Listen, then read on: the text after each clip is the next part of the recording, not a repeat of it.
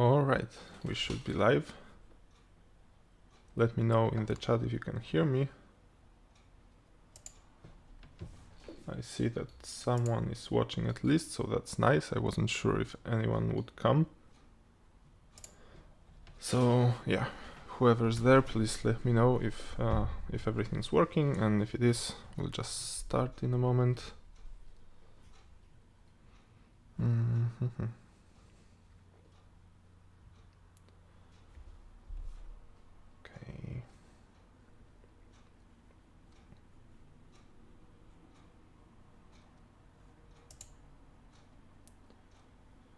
Okay, and the number of viewers dropped to 1, so I'm not sure. I'll just check on YouTube if that works.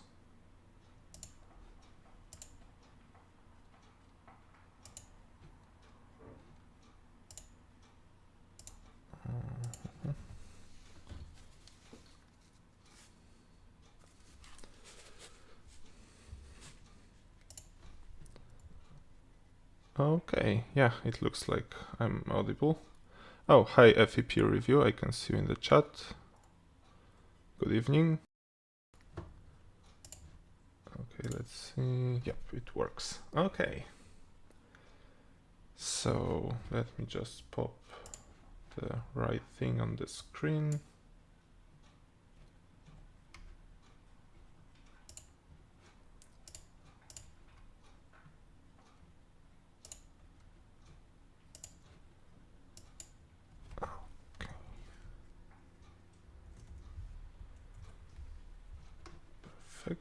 Now let me show you my screen.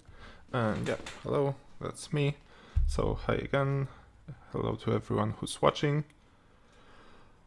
And yeah, so today what I wanted to show you was basically how we could improve a bit a thing that I showed yesterday. So I'm not sure if you guys watching have seen it, but I made a short demonstration, well, a short simulation, I should say, maybe, of basically how an object would move on a rotating Earth under the influence of gravity, and basically gravity only, or we could add to that inertial forces if we view it from the rotating rotating frame of reference, non-inertial frame. So this video briefly shows a situation like that. So it tries to show what one could understand from flat earthers' comments about Coriolis. So they seem to think that whenever an object loses contact with the Earth's surface, then it should suddenly basically stop, lose all speed in the inertial frame, and basically move relative to the surface of the Earth with the speed at which this surface moves in the inertial frame. And then as a contrast, I just showed what it would look like according to science. So according to science, this object doesn't lose the tangential speed, and it looks a bit different. You can see that it moves almost exactly along this vertical line. It gets deflected a bit in a moment. And that's, well, if we viewed it from the non-inertial frame, so if this was vertical all the time, then this deflection would be due to Coriolis. And this deflection wouldn't be at the full speed of the surface in the inertial frame. And Flatzoid also wrote something like that yesterday, so he actually shared this video, and he pointed out that I'm saying, because I wrote at the end that the Earth doesn't rotate underneath, so he pointed out that I'm saying the Earth doesn't rotate underneath while showing that it does, which kind of is a fair point, let's say. It depends on what you understand by rotate underneath. So I just meant the way flat earthers mean it usually, so it doesn't rotate underneath in the sense that the ball that leaves contact with the surface doesn't just stay in place and the surface doesn't move below it at the full speed, but yeah, it does move underneath the ball somewhat, because as the ball goes up the velocity of the ball is a bit different than the velocity of the points of this non-inertial frame of reference. So it does get deflected a bit, but you can see that it gets deflected much less than it would get deflected in the case that flat earthers are trying to push. So here you can see that this distance is much larger. But I got a few comments under this video, and some of them made nice suggestions how this could be improved. Also, even, let me just go, maybe, let me do it a different way. Even Flatzoid's thread, well, not Flatzoid's thread, but the thread I started under Flatzoid's community post. So what Flatzoid wrote here, so for example, he pointed out, okay, so he said something like that. So why isn't your ball moving at a fixed vertical? The atmosphere should be holding it as it moves along. So you could take it as a fair point that I didn't include drag in the simulation, because I did not. There is no drag here. So today I might show how this can be done. And yeah, one more thing. After this video, so after uploading this video, one of the commenters also said that, oh, wish you had shown how the red dot moves as it falls off the tower. They may not survive it by watching. So the point here is that it's a bit harder to explain what happens to a ball dropped from a tower with saying that the earth moves under it. So I actually added such a simulation and posted it as a separate video, so we can take a quick look. So here, will you see all of it? Yeah, I think you should be seeing all of it pretty much. So here I'm showing four simulations at once, because I just wanted to make a quick video and not do a lot of editing. So we have the flat Coriolis on the left, flat in quotes because it's not really, well, we still have a curved earth and we still have it rotating. It's flat as in according to flat earthers. And here is what science claims, what is going on according to science, and we have both in two views. We have a view from the inertial frame of reference, so we can see the earth rotating in this frame, and we can see a view from a non-inertial frame of reference that is co-rotating with the earth. So every observer that would be on the surface of the earth would be basically such a co-rotating observer. If we stood next to the tower, we would just see this tower in front of us. We wouldn't see it rotating because we would be rotating along with it. So that's what this co-rotating here is. And we can see what should be going on according to flat earthers on this side and what should be going on according to science on this side. And this is a bit harder to explain because flat earthers are saying that the earth should be rotating underneath the ball. So the moment the ball is dropped, it stops moving in the inertial frame of reference and the earth starts rotating underneath it. But here something else happens, and we can see what it is. Maybe let me put it on a quarter speed so we can see it in slow motion, let's say. Okay, so here, this moment, the ball stops moving because it is dropped, and now it will just fall vertically in this inertial frame of reference, but in this co-rotating, it starts moving to the left, because as the surface is moving to the right, basically the earth is rotating underneath the ball, and the ball is moving to the left relative to the surface. Here, when it is dropped vertically, so it's moving along this vertical. It is moving initially along this vertical, and here just as well. It basically still has the speed it had the moment it was dropped, so we can see what will happen. And we can see that not much happens on the right side. It still seems to move along this vertical on the left side. It's far from the vertical already. And if we continue, we see something interesting. And that is, this ball gets deflected to the right, not to the left, like here. So that should be interesting for the flat earthers to explain.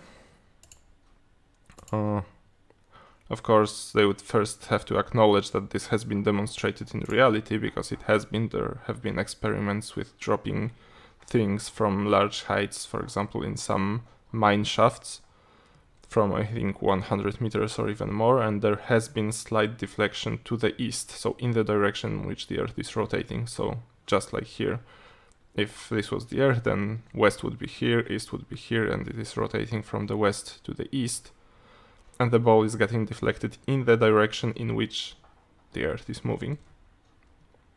So exactly the opposite than what flat earthers seem to imagine. And then nothing more happens in this video. Okay. Alright, but so let me just switch to the point of today's stream. So let me add some improvements. So the proposed improvements here, one was bolder lines. So I can science that suggested bolder lines or a bright background, and that was a fair point. So here the lines are very thin. I think I made them 2 pixels wide or something like that, so they are quite thin, and they might not be very well visible to viewers on things like phones or smaller screens. So in this next simulation, in this with dropping from a tower, I actually already made the lines a bit bolder. I think they are 8 pixels wide here. Only the original frames are full HD, so they are scaled. They are basically shrinked 2 times in this video. So if it was 8 pixels wide, and here it's 4 pixels, so not that much of a difference, but it should be better visible anyway. Chris Durham Music Channel asks in the chat, is that because the higher you are, the faster the rotation seems?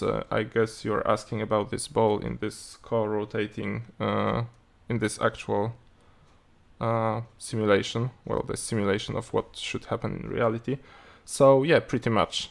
So you can view it as basically here, since all of this whole system has the same angular velocity, the points that are farther from the center have larger linear speed.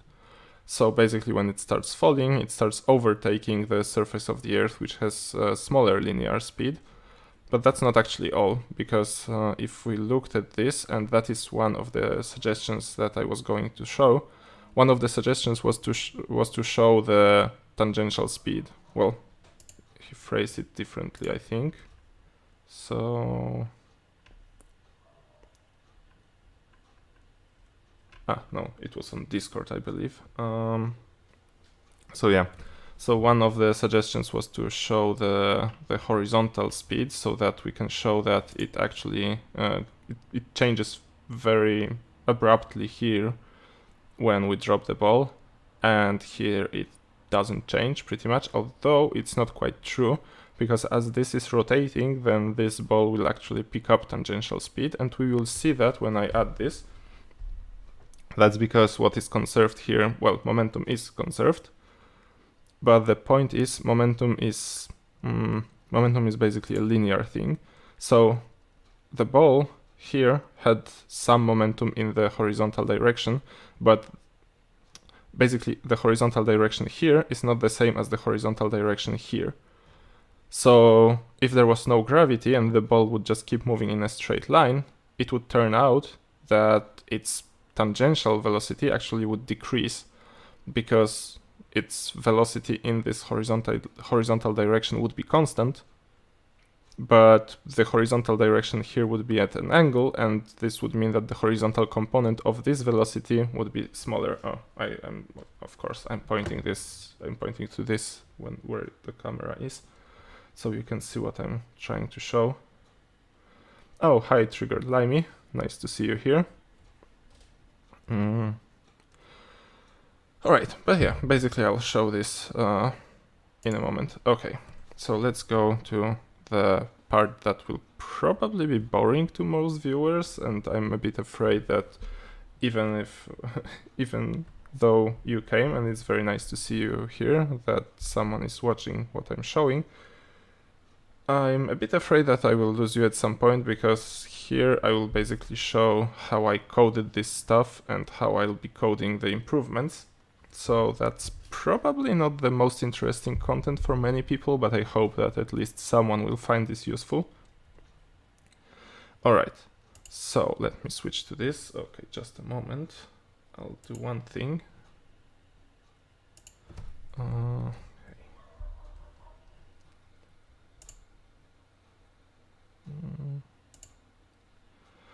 Alright.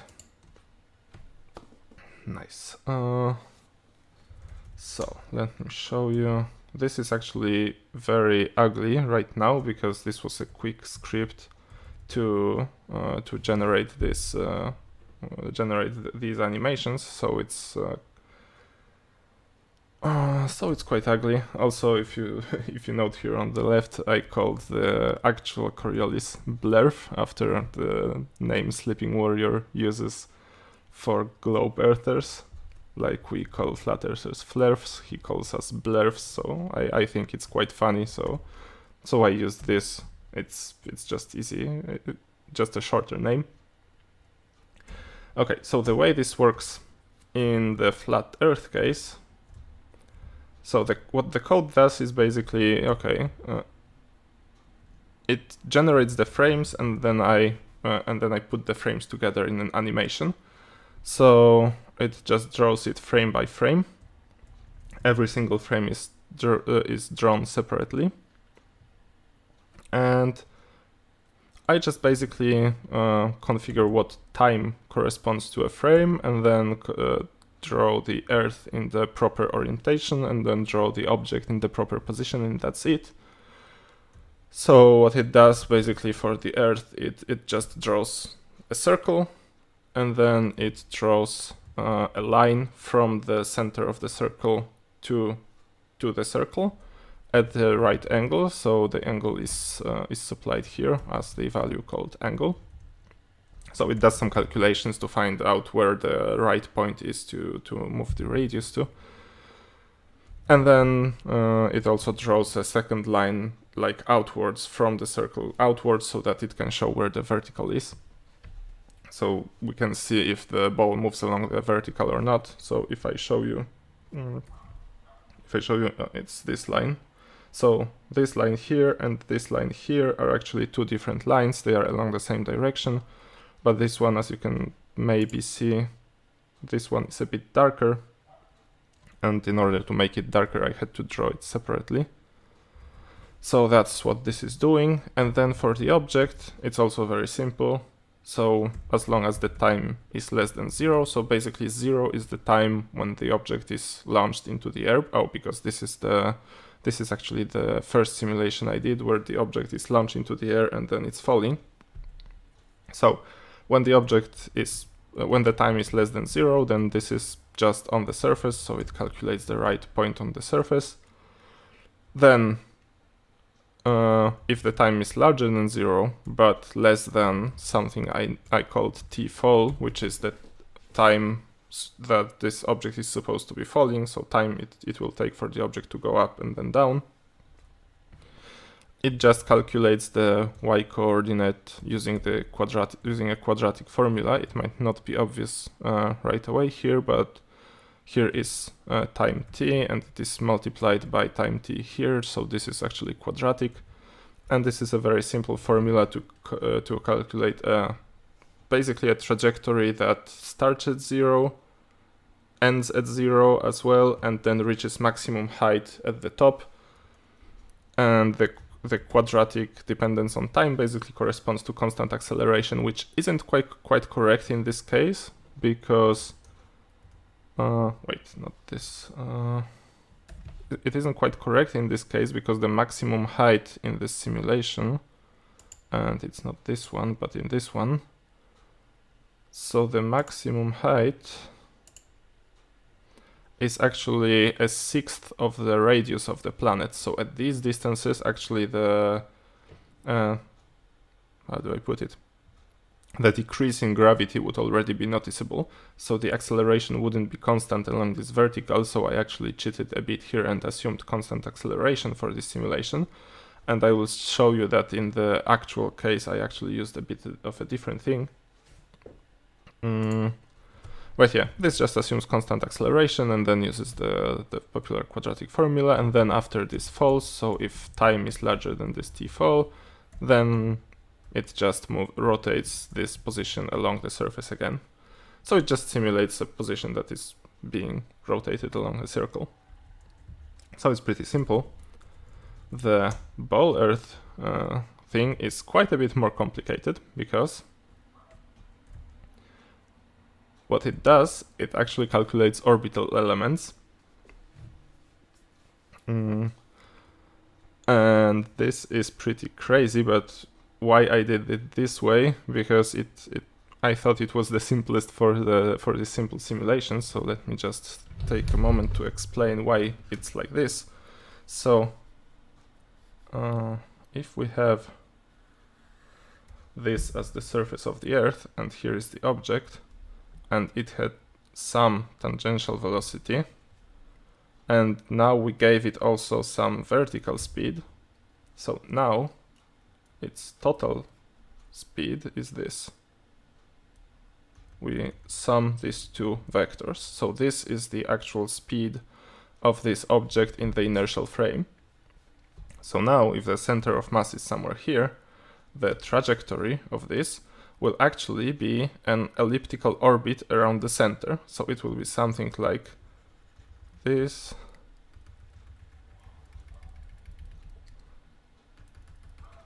Only it will never go here below the surface, because before it goes below the surface, it will actually hit the surface here. So this part of the trajectory is just a part of the elliptical orbit.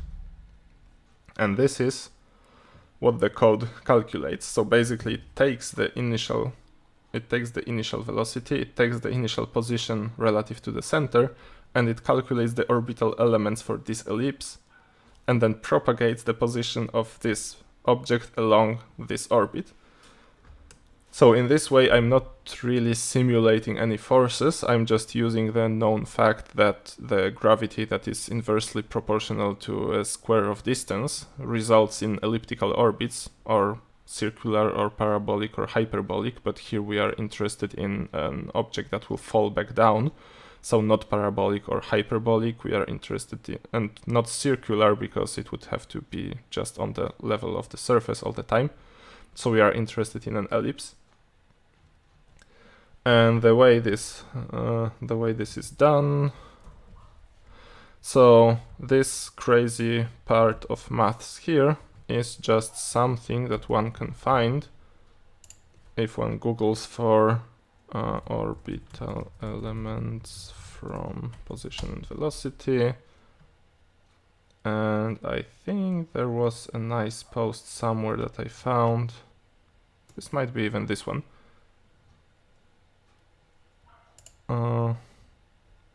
Oh yeah, here is a very nice explanation of how to calculate this. So these equations could be probably derived. I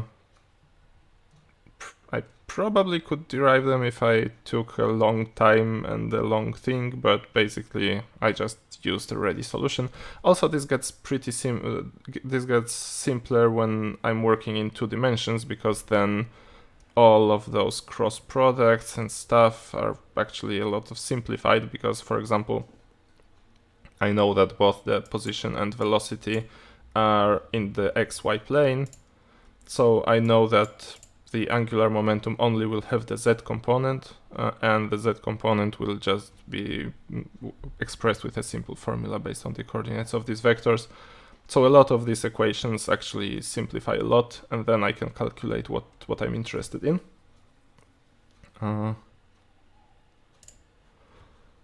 So that's what I do basically. I'm calculating, basically this is called the eccentricity vector, and then calculate the eccentricity, then total energy, then semi-major axis of the ellipse from the energy, because actually energy and semi-major axis of the orbit are closely related. Then something called, if I remember correctly, semi-latus rectum. It's related to, basically, I can even show you. So when you have an ellipse, and this will be a very ugly ellipse, but let's say it is one, and you have one focus here and the second focus here. So semi-major axis is basically this. It's the distance from the center to the point on the ellipse along the longest axis. So this is the semi-major axis. Semi-latus rectum, on the other hand, is this. Wait, let me draw this more properly. It's this distance. So this is called P. This is called A. Now, why this distance is useful? Because then, if you have a point on the ellipse somewhere here,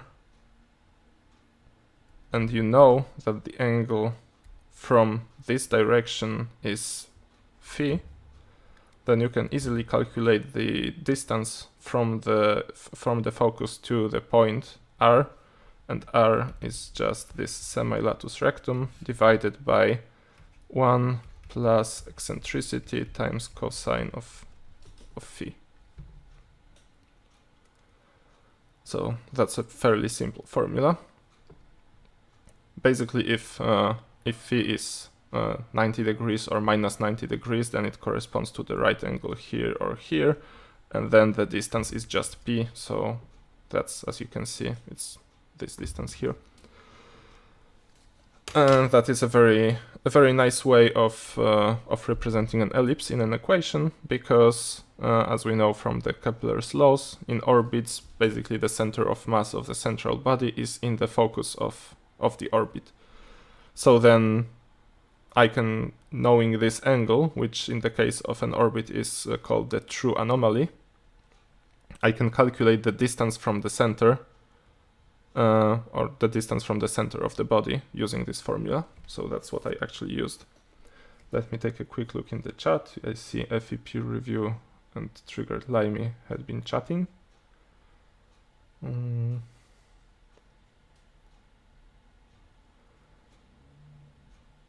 Yeah, I see we're talking about coding. Yeah, I'm actually, I like coding. It has been my hobby for a long time, and now I actually made it into a career. So by trade, I'm a software engineer, so I do quite a lot of coding, and I also like it.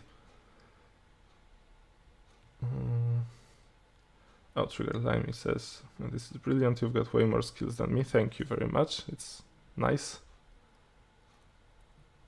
Oh yeah, and the FE peer review says that cool that you were able to figure out the path is an ellipse around the center of the circle.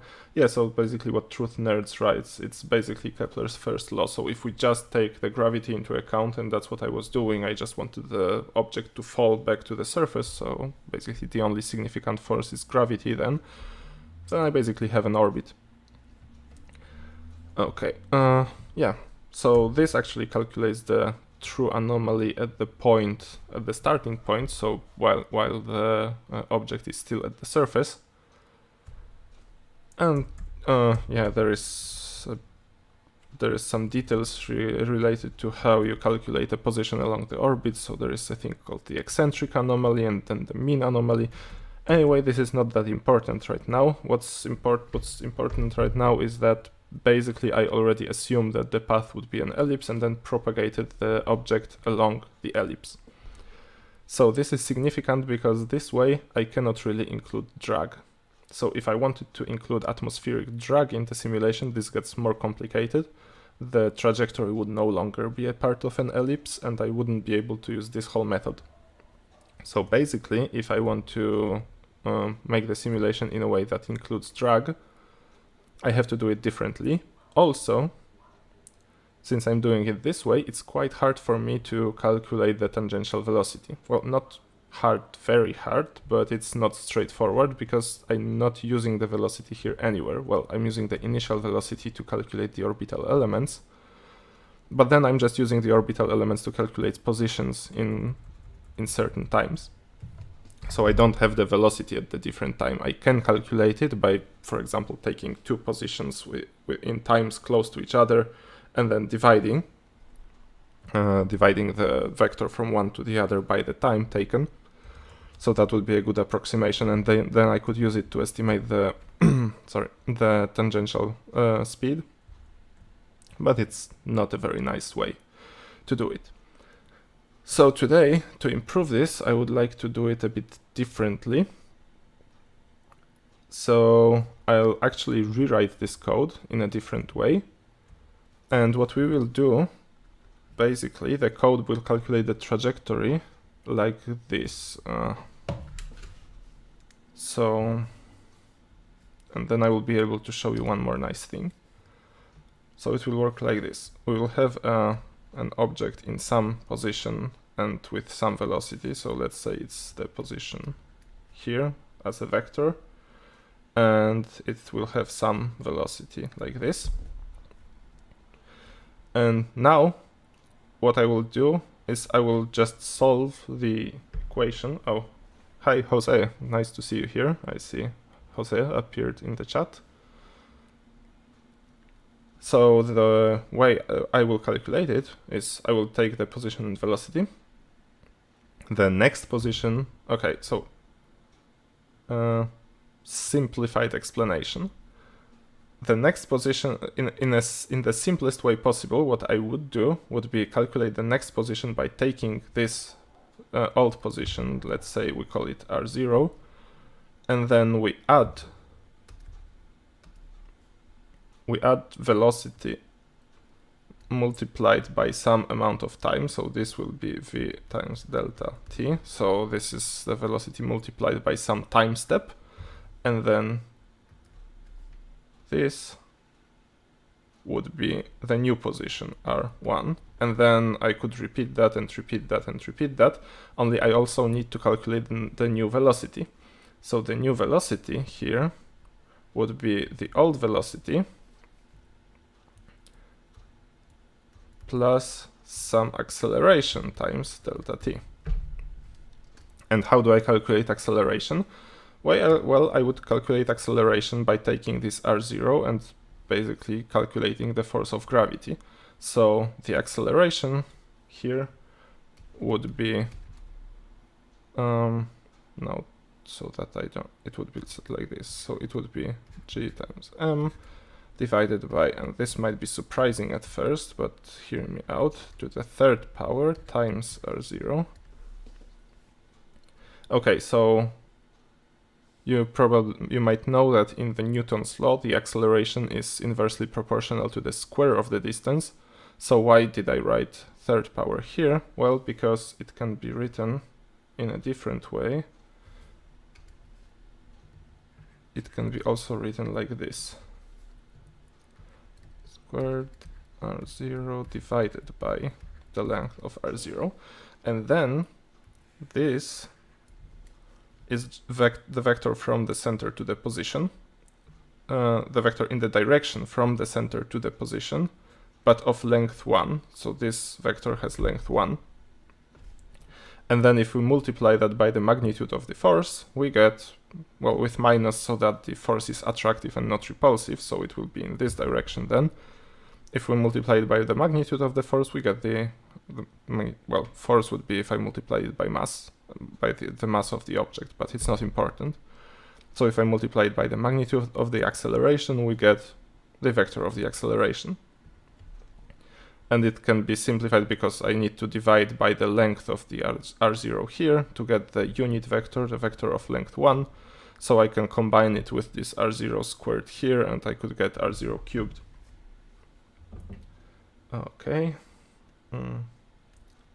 Oh, Stefan Mudd is here. Hello.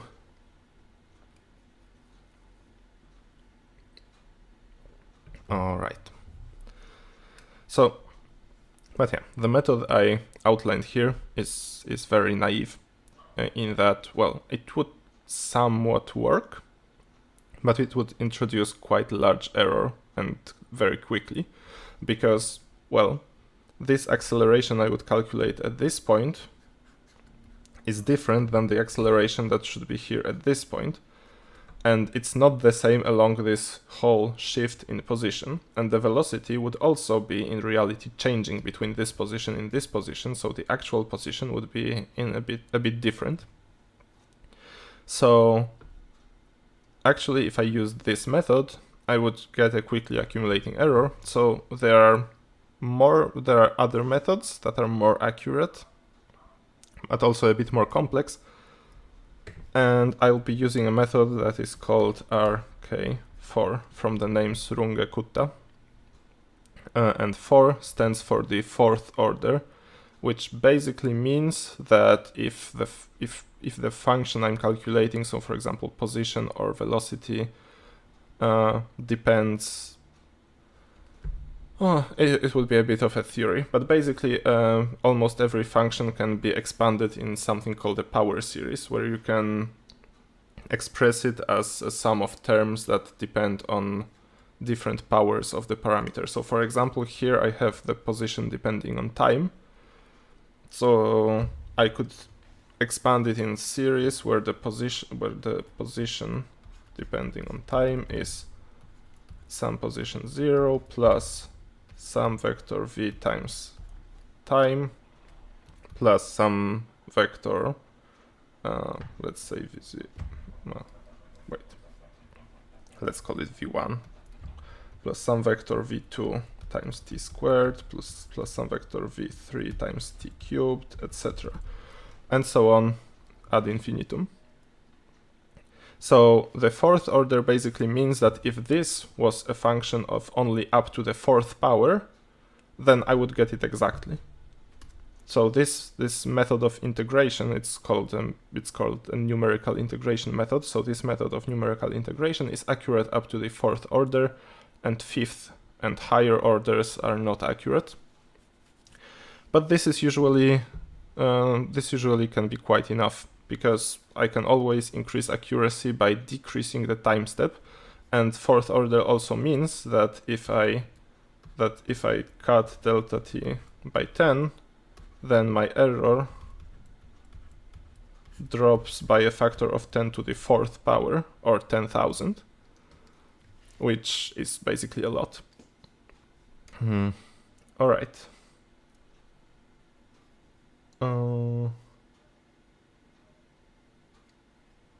Okay, I see Jose is out. Yeah, I was a bit afraid that this would be happening.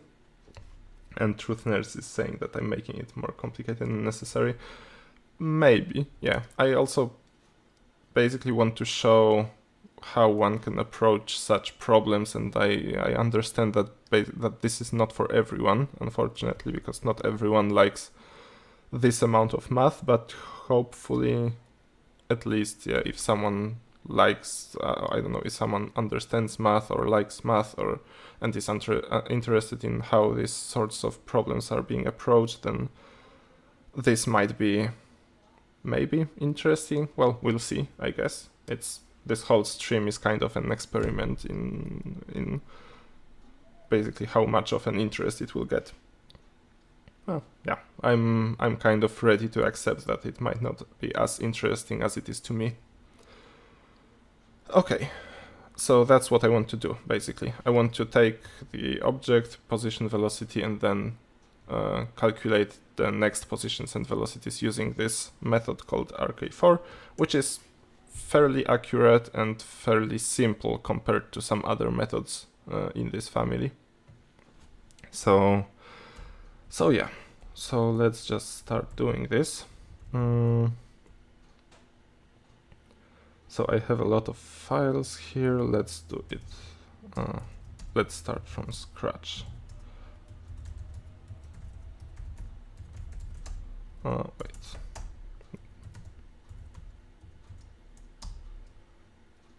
Okay.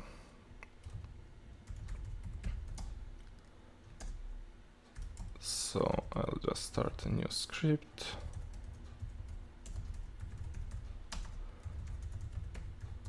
We'll need a lot of math, so I'll just import everything mathematical in Python. Also, I haven't done anything very complex in Python for a long time, basically just mathematical calculations, so we'll see if I actually manage to do this, but yeah. It's a challenge, so what is life without a bit of a challenge? Alright, we'll also need something called Numpy. It's basically some tools for numerical calculations in Python. Okay, so let's start with an object. So I'll just design it as a class called object.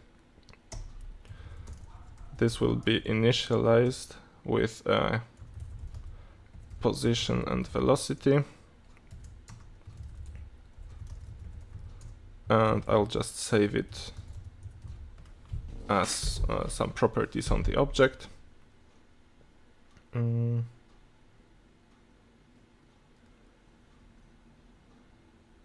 Okay, Truth Nerd is writing that he does find it interesting, so that's nice. But orbital elements or Runga-Kutta is too much for most blurs, let alone flares. Some could understand the simple time integration you showed earlier. Yeah, yeah, you're probably right, but I still think that it might be maybe beneficial to some people. Maybe some people will kind of take something away out of it. I at least hope so. But yeah.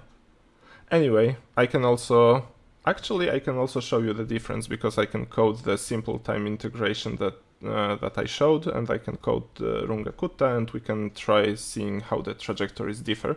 So that can also be educational. So let's do that, because I think it should be fairly simple. But let's just cut to the chase. Okay, so initialize it with some position and velocity. Also, I will want, because I will want to do what I did yesterday, so I will want the object to rest in the same position for a while, and then move for a while, and then rest in the same position on the surface for a while. So so let's say that we'll also save in the object state whether it is resting currently. When it is resting, we will change its position and velocity differently than when it's not. Okay, so then we will define something that we can call step. And the step will basically update the position and velocity of the object based on the current position and velocity, and whether it is resting. So, okay, so this step, let's say we'll call, okay, we will do, because I will want to do a lot of different stepping methods. So let's say this step will just call the appropriate method, and I will just substitute them in here. And this, for now, we'll just call step simple. Or no.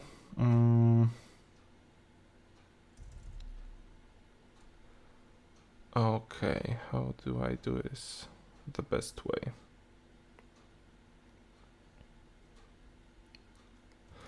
Yeah, here's where my lack of contact with Python shows, because I don't remember how Python did things like enumerations, and if it did them at all. Okay, so let's just say this: self-stepping method equals, okay, we'll just do it as a number, and we'll do it as a parameter here. Okay, we'll do it like this, so that when I construct an object, I will be able to choose which stepping method it is supposed to use. That will be the best way. So now if stepping method is equal to 0, we will do simple step. Dt. Now if it is equal to 1, we will do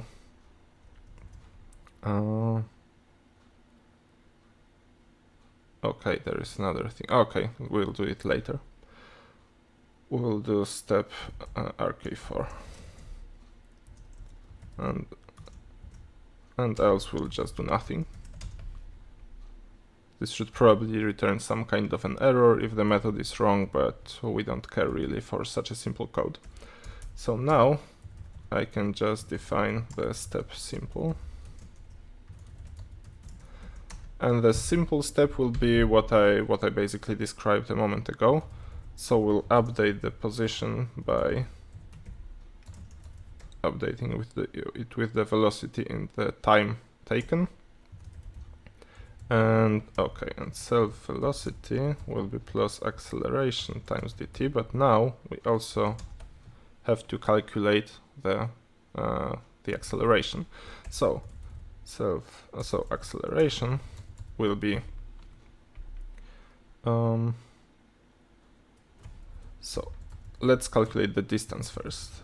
Distance will be self position, because we'll basically be describing positions relative to the center of the Earth.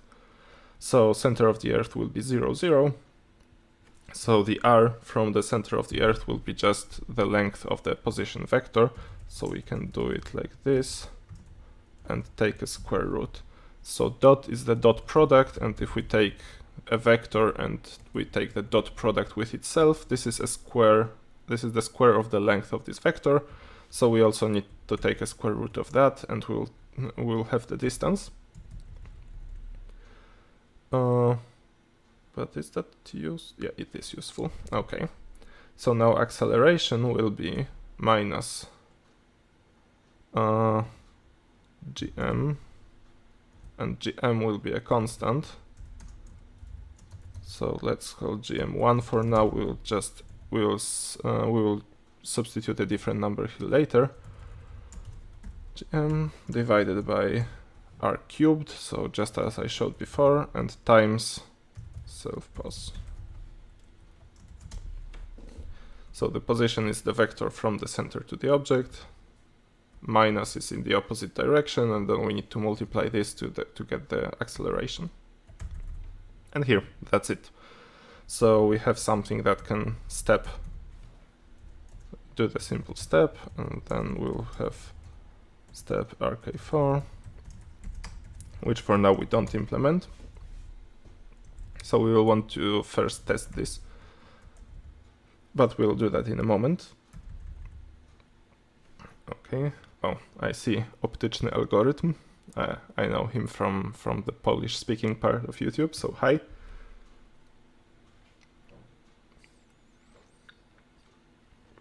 Okay. All right. We'll also want to draw the object.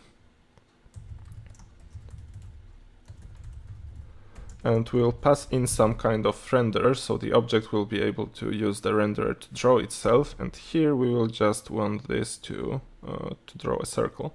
So we will call the renderer will be defined later, but here we'll just do renderer.circle, and it will be centered around the position.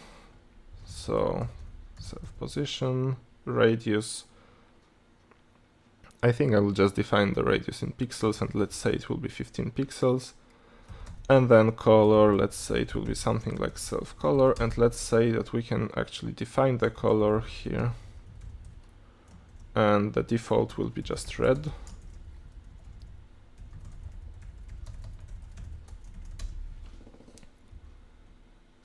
Okay.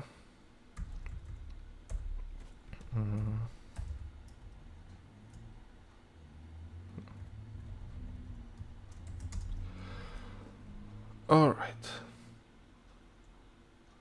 So what next? Yeah, we will want to draw the Earth as well. So let's call this object the Earth. And here, since the Earth only thing it will do, it will be rotating, so we can just initialize it with an angle. And let's say angular velocity. So it will have some initial angle and it will have some angular velocity. And we'll just save that. And when we will want to step, the only thing it will do self angle plus equals omega times time. So basically, angular velocity times the period of time is the change in the angle of rotation. So we will just add it to the current angle, let's say, and this will be the whole thing that the Earth does. And then we will also want to draw the Earth.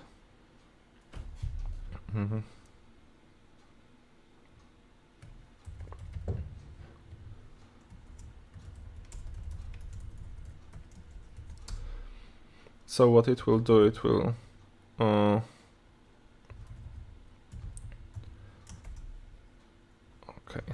so let's call this disk, this will be circle, just to make the difference. So disk will be a filled circle and circle will just be, well, a circle empty inside, so just the perimeter. And it will be from 0, 0 with radius. Okay, do we want to do the radius? Okay, let's define it somewhere else. With radius r and color, let's just call it light cyan. Okay, and we need to define the radius, so let's say it will have like 1500. Okay, so if we want to make it, let's say we want to simulate actual Earth, so we will keep the units to be consistent, and then we will just convert them as necessary in the renderer. Okay, but then if I take the radius of the Earth to be measured in, for example, kilometers, then I have to measure the radius of the ball in kilometers as well. What I did yesterday was just do everything in pixels, and that was enough. But now I would like to also keep the scale realistic, so that it's clear how what I code here corresponds to real values. Okay, so I guess that we will have to do the scaling in the renderer. So let's say we will be measuring this in meters. So this will be the radius, and if we draw this in meters, and if we want to have a large enough ball, then we will have to have a ball like 60 kilometers across. So let's do it like this. Okay, so there is the circle, and then we will also want to draw the line to the initial position. So that will be done with the angle. And let me see, Truth Nerds is writing if vel and pos are vectors. Yeah, they are intended to be vectors defined in Numpy. And he says that commonly when multiplying a scalar and a vector, the scalar is written on the left side of the multiplication. Yeah, in Numpy it doesn't matter at all. So I could do it like that, of course, but I think the way I write it here basically is clear how it corresponds to the equations I've shown before. So I think this way it should be fine as well. So what else? Oh yeah, I wanted to draw the lines. So let's calculate the point to which the line should be. So x will be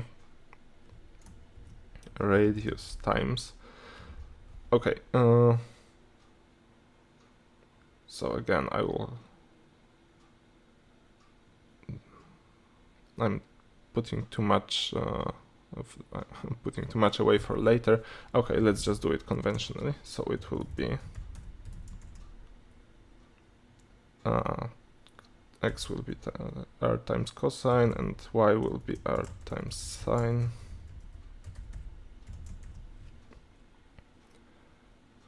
So we will need to basically make sure that the values and the signs are correct, but this will be for later.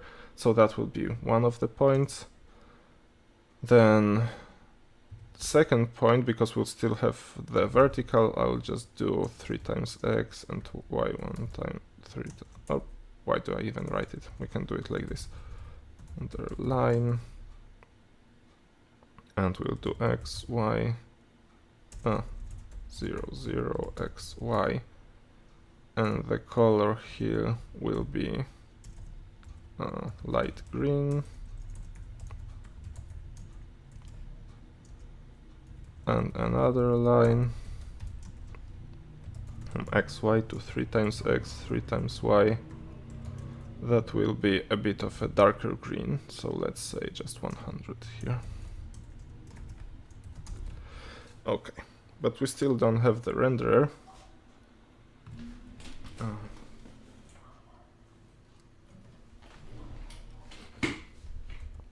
So I need to write a renderer now.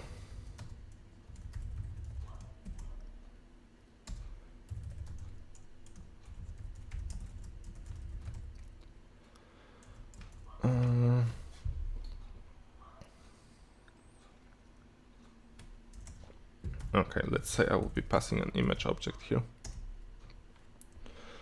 So we'll just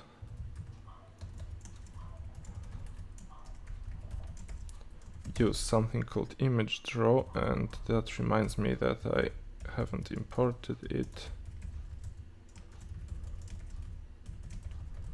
So we'll need this.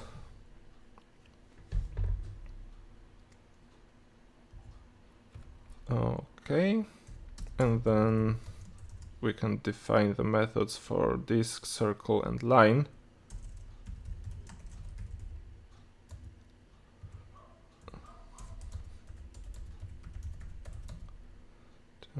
And color. So let me consult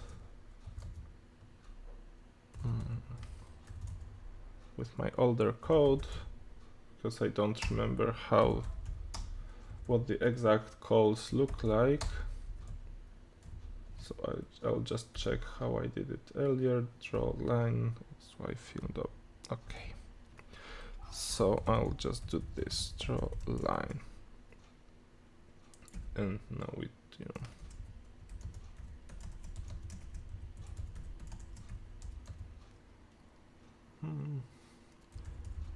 fill equals to color, and width equals to, I'll also define this as a constant, so that we have a consistent width across the whole simulation, and I will make it 8 pixels. Okay, so circle, self, and I did this as center, radius, color. So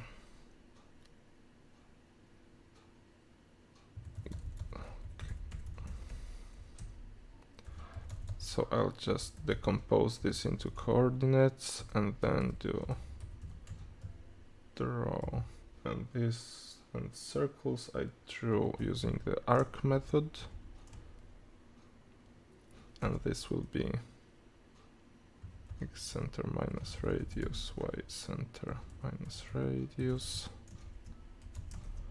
x center plus radius, y center plus radius.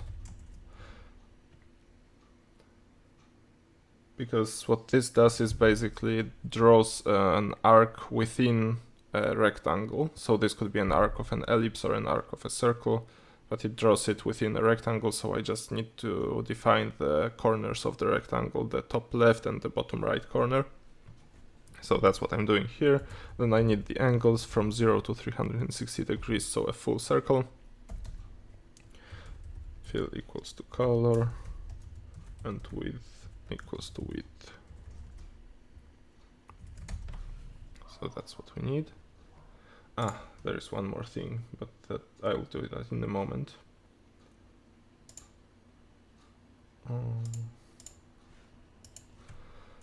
And also I want a disk, and this is also cell center, radius, color,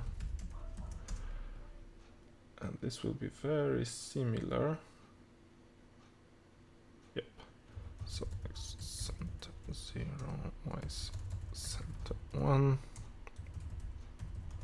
and here I'll use a method that is actually called ellipse, and it will use x center minus radius, y center minus radius.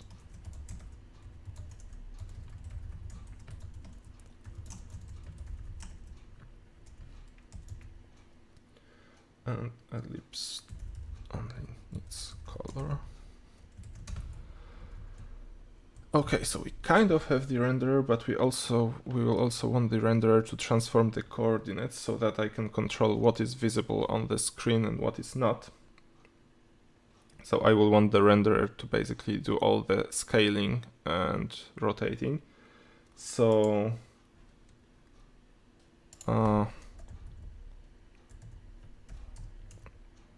this we will probably want later to define the details in the constructor, but for now I'll just write a method convert coords, which takes x and y, and it will also output x and y, but in the picture coordinates. And yeah, I see the FEP review is leaving, so yeah, it was nice to have you here. I understand that it's an evening for, well, it's an evening for me and for some people. It's not an evening everywhere. But sure, definitely, if you have other things to do, then you should probably do them. Oh, GPS is writing the code on the screen will scare the flat earthers so much they will run away. Yeah, we'll see. Once actually I sent some of my, well, not code actually, I sent a config file to some flat earthers. Basically the Nathan Oakley's panel took a config file for my refraction simulator and they analyzed it a bit. And yeah, they didn't run away scared from it, although they had some weird conclusions when looking at it. Oh, and I didn't say hello to Maxim Tsigalko. I'm not sure, I might be butchering that pronunciation, so yeah, hello, nice to see you here. Okay, so what I was doing, yeah, we want to convert the coordinates. So now just a placeholder.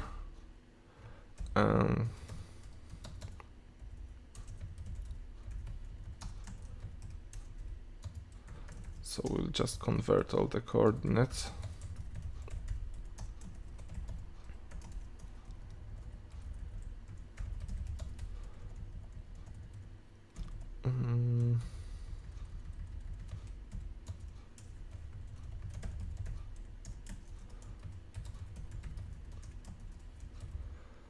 So that base, oh.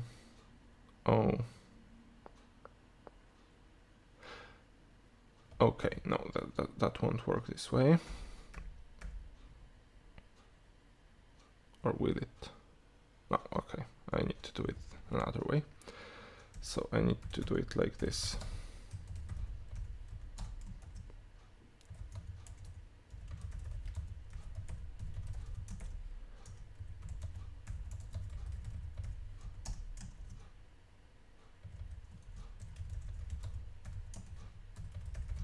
Oh, and I see another potential problem in the future. Okay.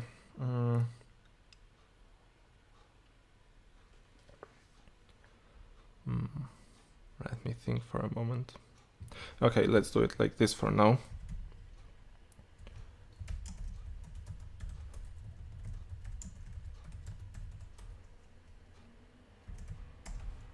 this should be good enough, and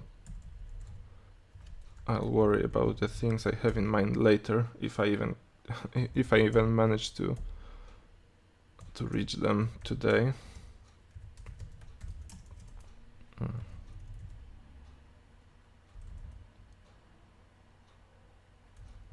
Okay, and this code was actually incorrect, so nice that I'm changing it now. Okay, and now the conversion itself. So yeah, so let's do some scaling and some shifting. So let's say that we set the scale to,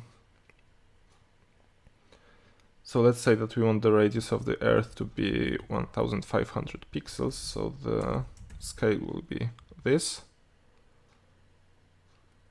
And then we will shift the result. So let's say like this, x times scale, y equals y times scale. Okay.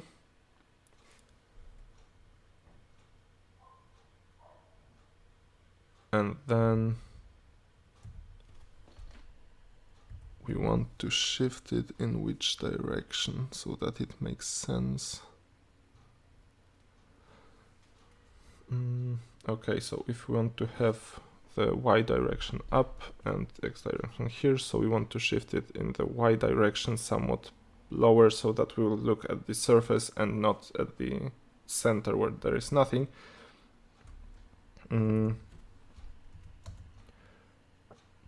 So actually we will want to subtract the 1500 pixels, so that will bring the surface to the center of the screen, and maybe also shift it 300 pixels lower. So let's say this for now. So it will be scaling all the coordinates that we supply to it, and that is what we want, hopefully. Okay, so then one last piece of the puzzle, I'll call this scene. So this will basically be holding all the objects, and it will be what's doing the step for all the objects, and it will be what will be drawing the frames. So let's do it like this. So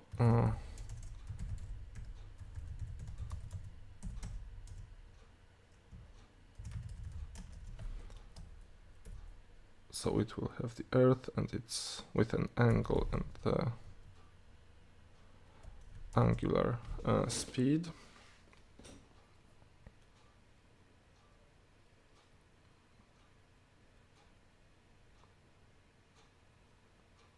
Yeah, okay, we'll see later. Anyway, so if we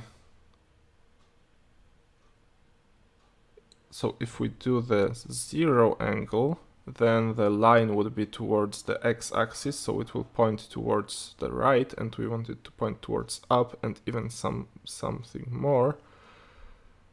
So I believe there is a function radians, and it will have to be rotated by 90 degrees plus something, so let's say 105.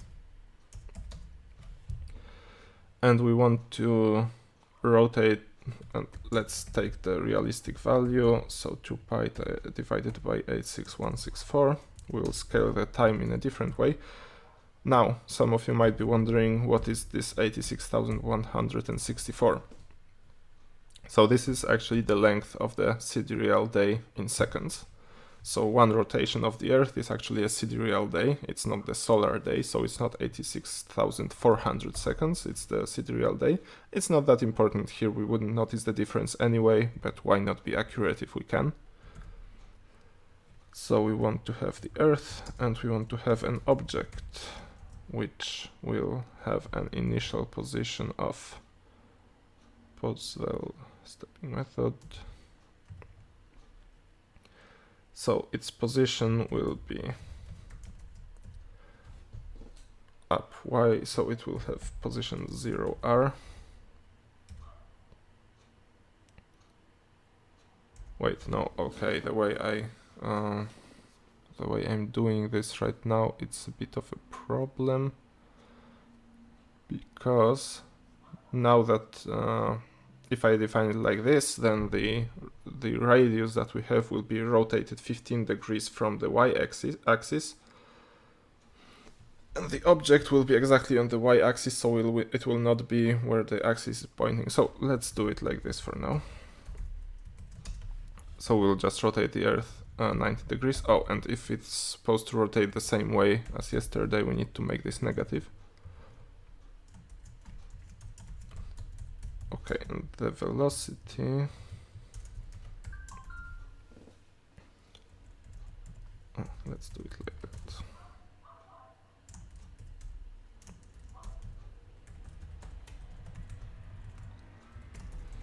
So I'll call this omega, and I will pass it like that. And why am I doing this? Because I want to use this value to define the velocity of the object. So it will have speed of omega times r in the x direction, and in the y direction and in the y direction we'll also give it some speed. Let's give it the same for now. We'll configure it later. Okay.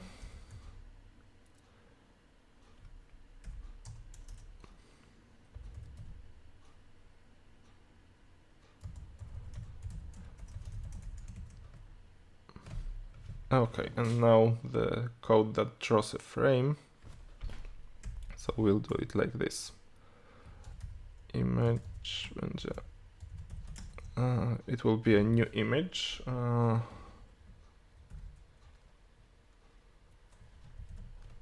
So it's called like this. It's image new. I'll make it RGBA, although I don't think we'll be using transparency.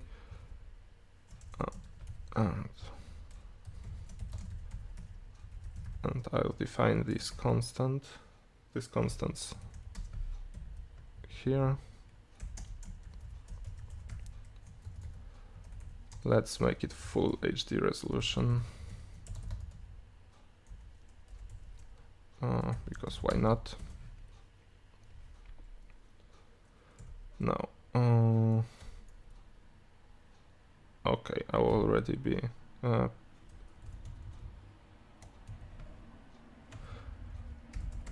okay, this is usually called like this, so it's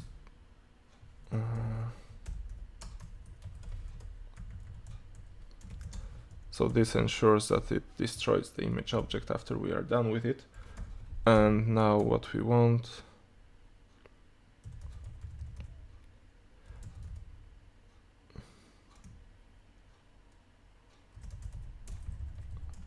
we want to construct a renderer, and we want to draw all the objects.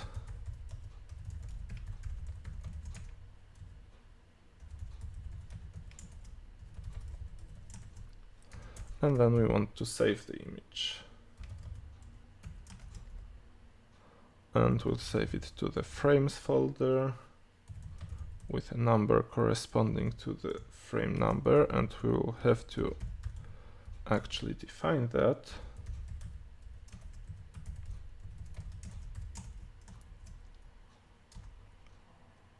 And let's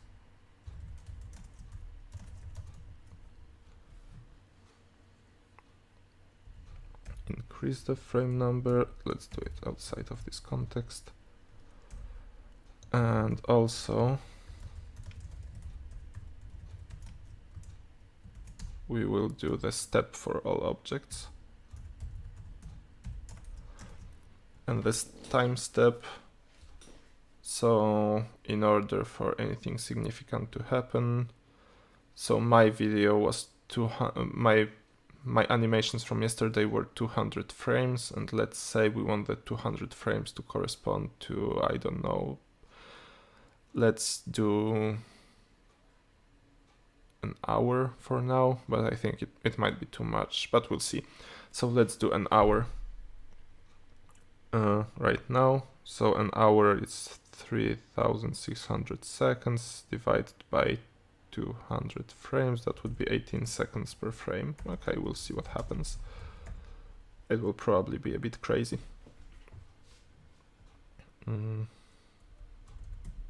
Okay, and we need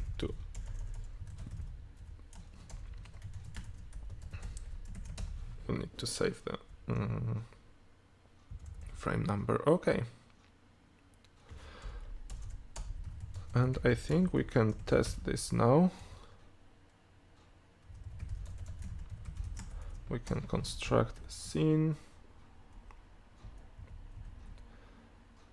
And for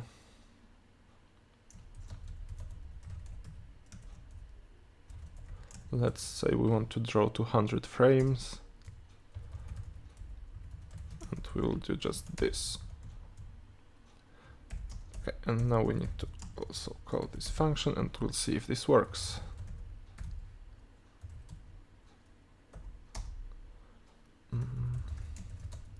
I'll just need to make this executable. Oh, I need to make the folder for the frames. And let's see. Okay, let me also print the progress.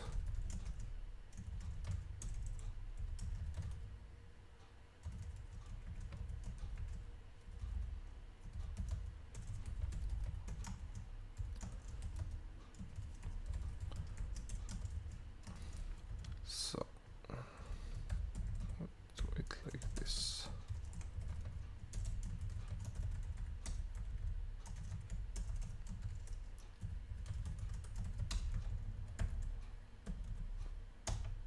And something already doesn't work. 91. I didn't close some parentheses. Okay, yeah, I see. I didn't finish declaring the object. So what the object needs besides position and velocity, does it need something? No, only this stepping method we already defined as default, and color will be default. Okay, so that should work. And something. Module object is not callable. Okay, I think I know what I did wrong. Image traffic. Okay. I think it's constructed like this. Let me consult my older code. Yeah, it has to be capital D.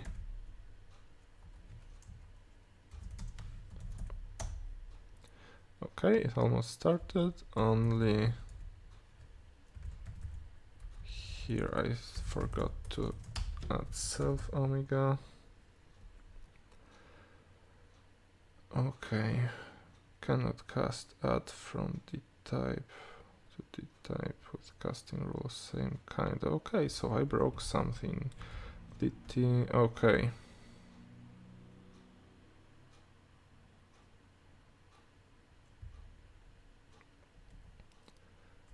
So probably, I wonder if this fixes it.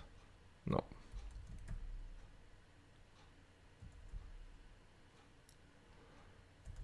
So apparently the problem is here. And it doesn't work the way I expected it to.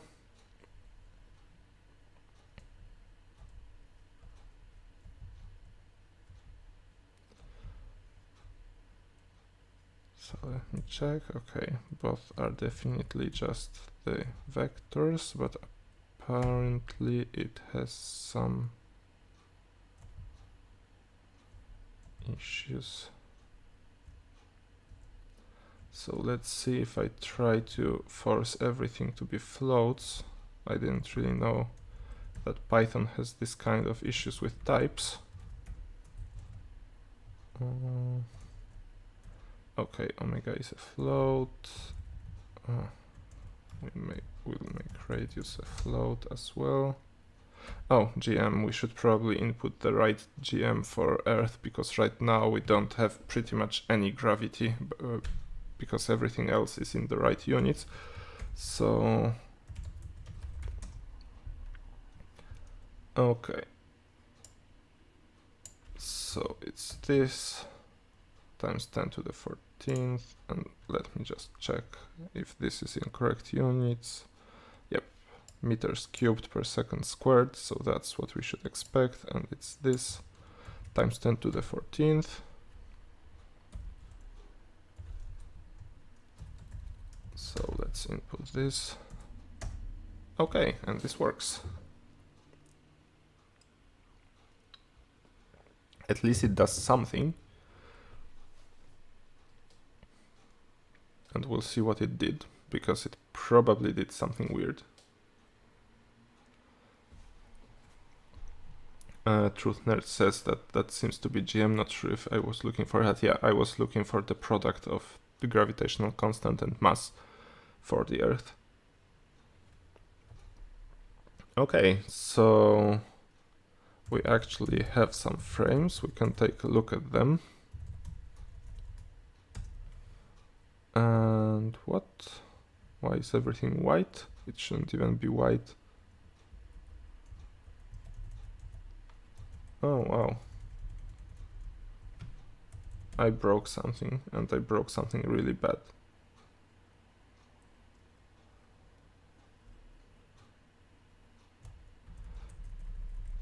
Oh boy.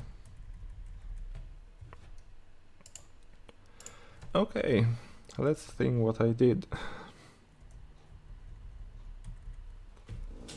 So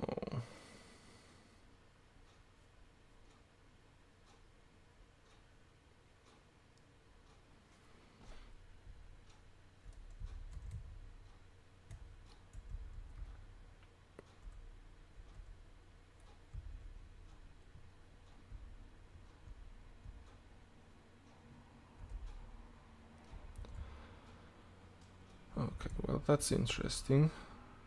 It's also interesting that the image is all white, because I was pretty sure that by default it should be all black. And let me just double check, but I didn't do anything special last time.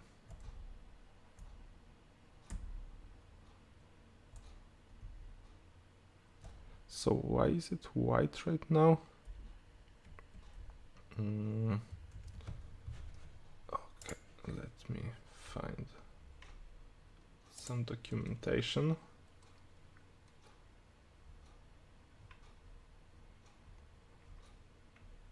Image new, mode, size, color default is black.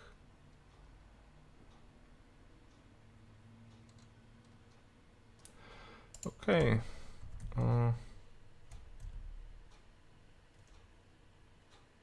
Maybe let's do just RGB.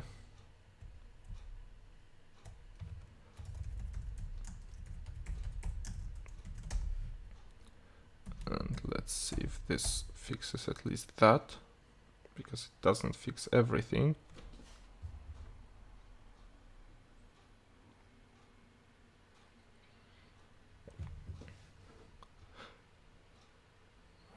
No, it should be correct. Okay, at least this has been fixed, but I still have no idea why this looks like it.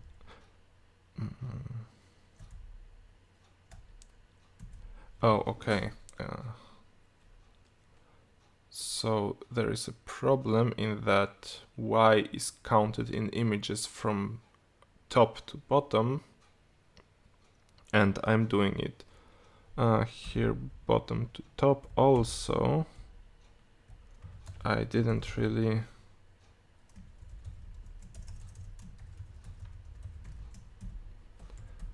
okay, so this will help.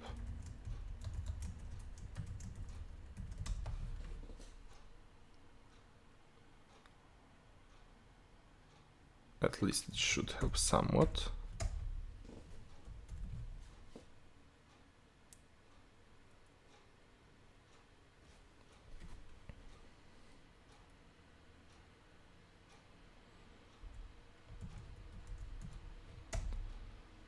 Okay, definitely something else.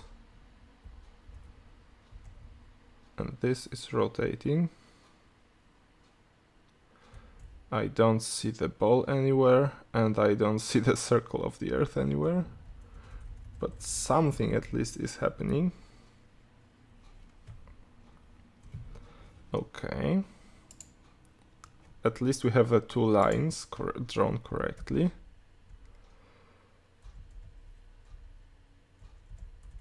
So yeah, I can do what Truth Nerd suggested in the chat and try this. And I don't need to redraw all the frames all the time, because I can see quite quickly that something... Okay, no. Now I can see anything. Might be because I shifted everything out of the image.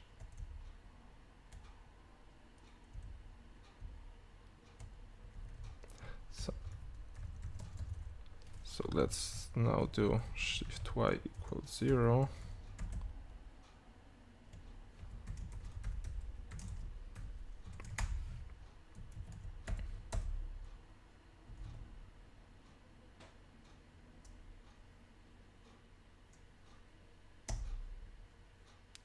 Okay, we definitely have nothing here. Why the circles don't work? So that's the next question.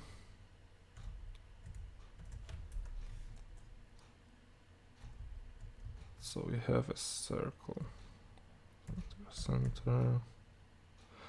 Okay, I know why they don't work. So that's the problem. Okay, let's do it like this.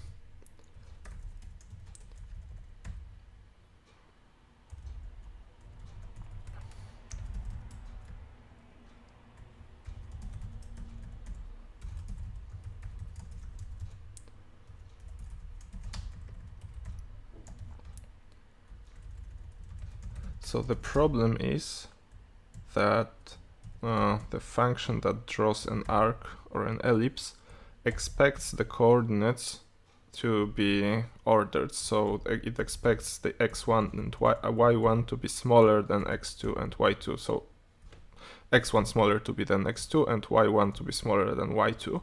And because I'm flipping the axis in the meantime, it's not necessarily true. So I need to convert the radius and the coordinates of the center separately so that this actually works. So I need to do it like this.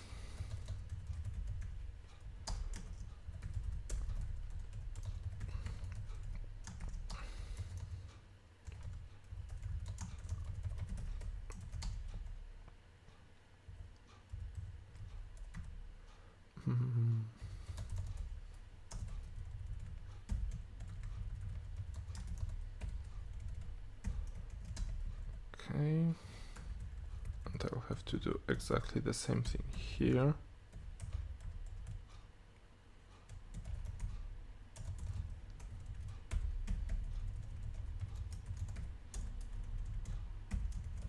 And this should help.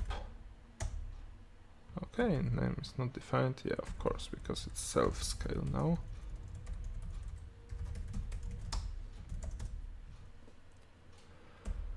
Alright, let's see. Yep, now it works.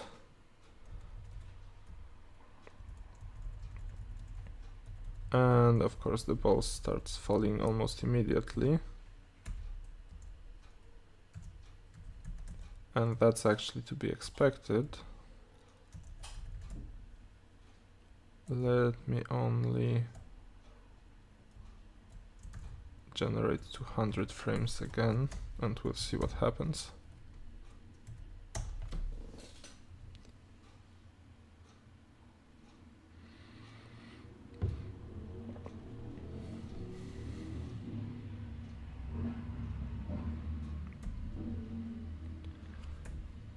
Wait, not this. What am I doing?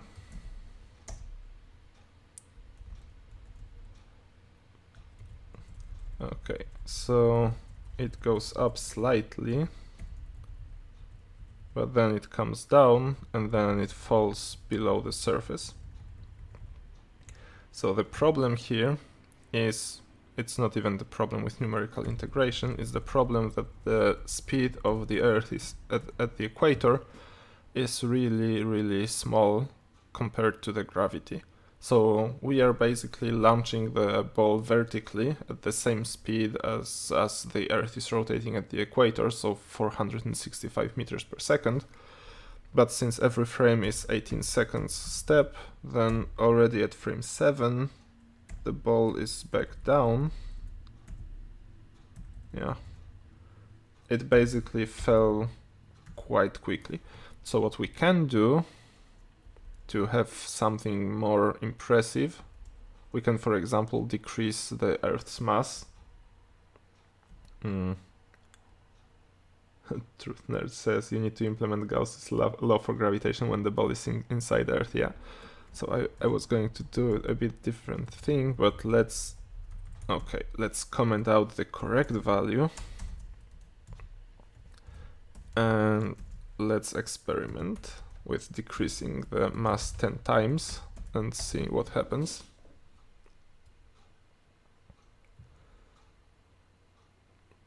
And I'll actually do one more thing.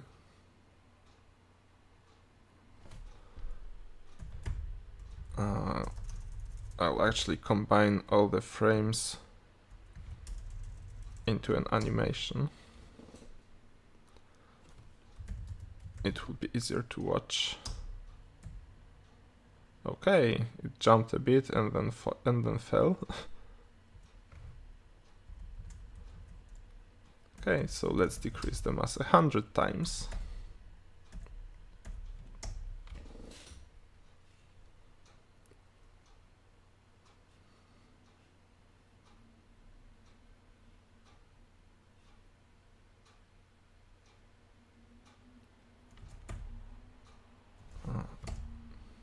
Let's generate.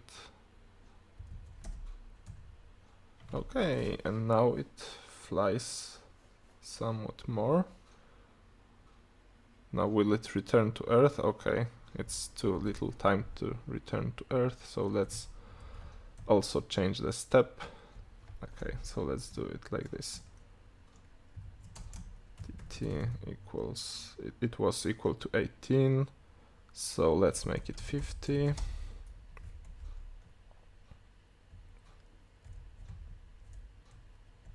So that's one thing. dt, and let's move this to the top of the file so that we have all the constants in one place.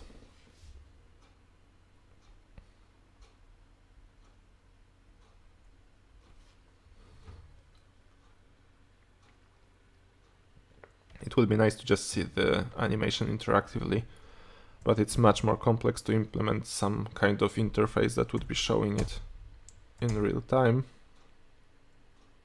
So I'm doing it this way.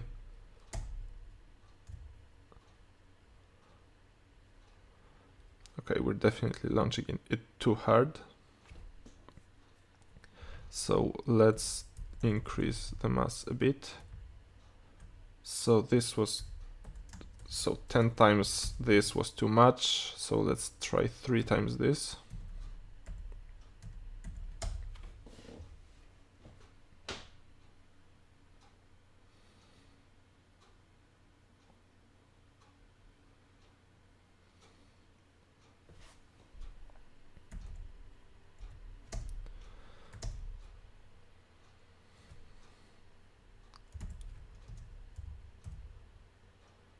Okay. Alright, we have something. Let's try 2 times this, or I have a better idea. Let's do this and just do divided by 50. So now we know it's mass of the Earth divided by 50.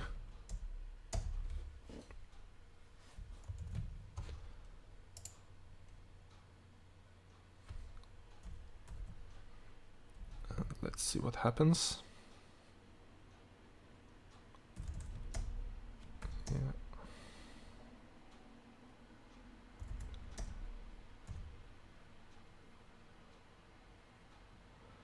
Okay, it's fairly close to my yesterday's simulation. It rotates a bit farther during this time, but it's nice. So now we can do two objects at the same time, simulated using different methods, and see how much they deviate from one another. Also, let's also do it like this. So if self-resting equals true, if self-resting basically, then we only then we will only rotate the position, so it will just oh boy, but now we need this to also know what is the angular speed of the Earth. It's ugly, but okay, I guess there is no way around it. So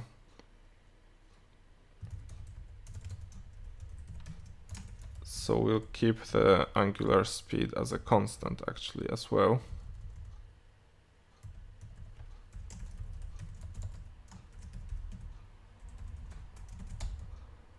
And we will use it here.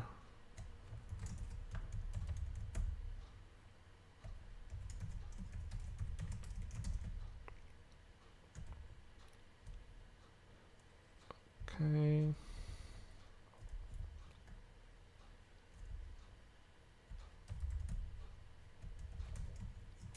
Okay, we don't need this.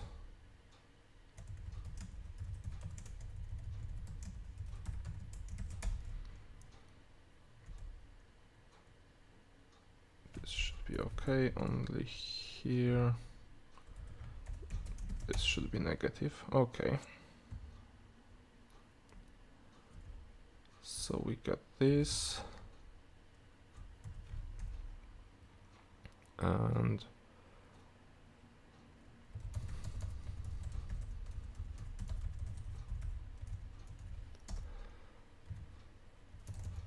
now I'll just calculate the rotation by hand.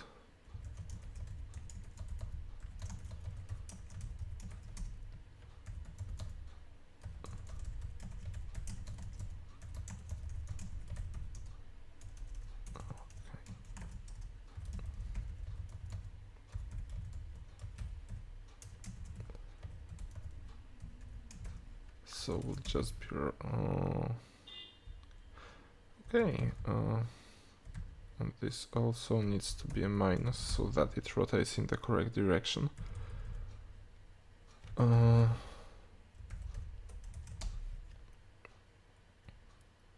Alright, so if it's resting it will be only rotating. Now we'll do it like this. So resting equals true by default, but we will be able to change this. And now if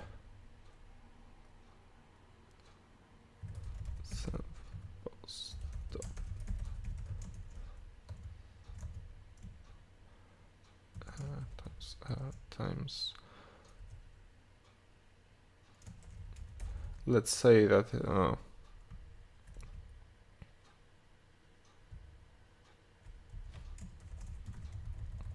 okay, so this basically is the square of the distance of the object from the center. So when I take the square root of the left side of this is the distance of the object from the center, and I'm basically saying that if it's below 0.1% of the radius above the surface, then we'll just make it resting. So that it will stop the moment it hits the surface. It's a bit ugly, but it should work. Let's see.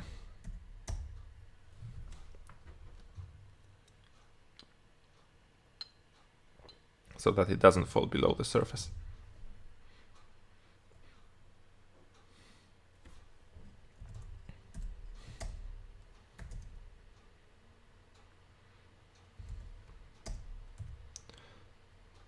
Okay, and of course it just rests on the surface because in the beginning it is on the surface. Okay, so let's just do it if it's less than r.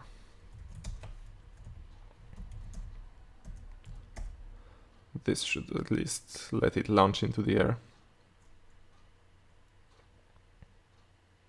Ah, no, and we configured it as resting. So that's probably the bigger problem, actually. Wait, where do I configure the objects? It's here. So let's make it resting equal false.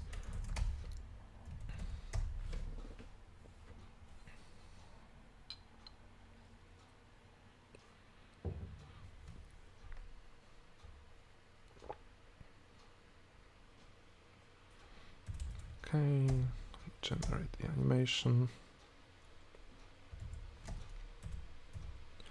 Okay, so now it launches into the air. It falls and it stops on the surface. Perfect. Okay. Great. It would be also great if we... Okay.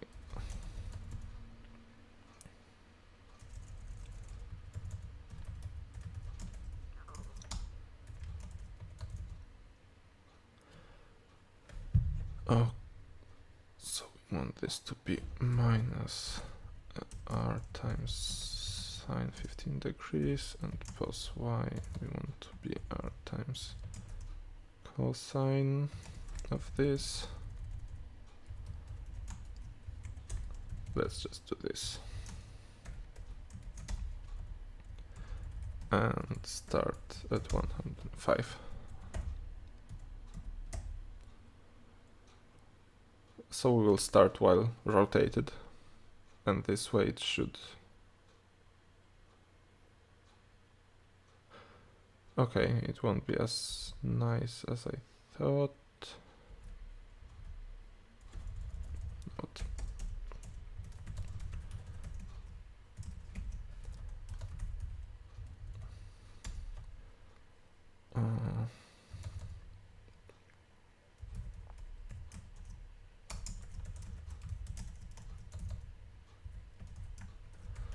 Let me just make this a function.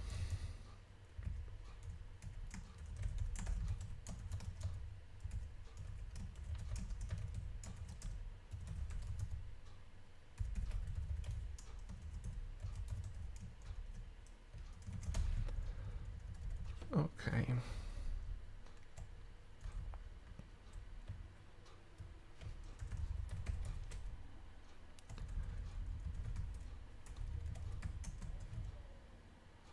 Rotate 0r, and we want to rotate it by 15 degrees. And we want also to rotate the velocity by 15 degrees because everything is now rotated.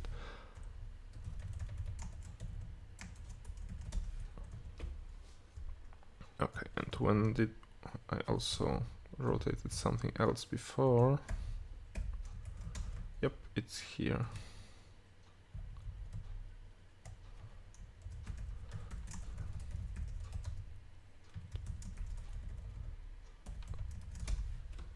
It's so much easier now.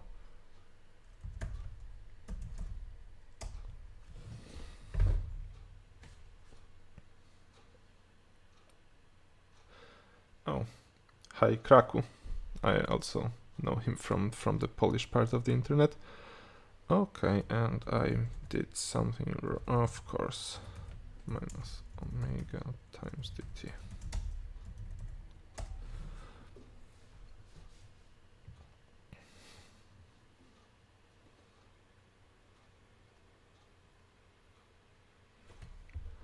Let's see.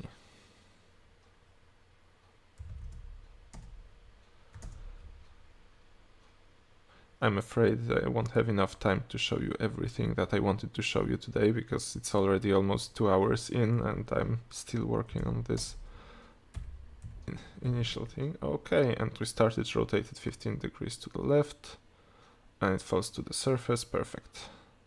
it's much nicer than it used to be. Okay, so we have got that out of the way, so let's now do the step RK4. So I don't know this method by heart, so we can just take a look. Okay, this is actually fairly simple. So what it says, we have a problem in which we have y. The y is basically some state, like for example, it can be position and velocity. And we have a way of calculating the derivative of that state with respect to time based on that state. So in this case, this is true. We have position and velocity. From the position, we can calculate the acceleration. And so the derivative of position and velocity is velocity and acceleration. Velocity we have, acceleration we can calculate. So we have a function like that. So that's beautiful. And then we also need to have some initial state, but we do have that as well. And so if we have that, then to advance this by a time step, we need to calculate these four values, these four helper values. So basically we need to calculate the derivative of state at the initial time and state, then advance the time and state by a bit, calculate another derivative and another, and then basically we need to sum all of these, and we can use that to advance our state. So I'll just show you how it can be done. Okay, so right now our state is position and velocity.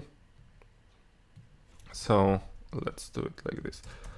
The derivative self, it will basically be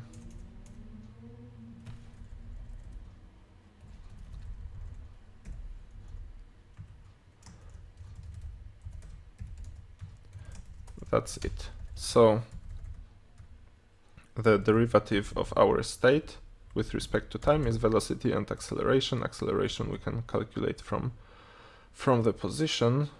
And now, okay, let's do it like this, maybe.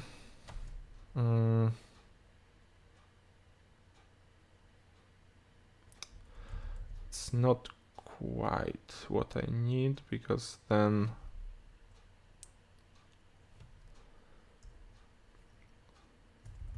okay, let's do it like this.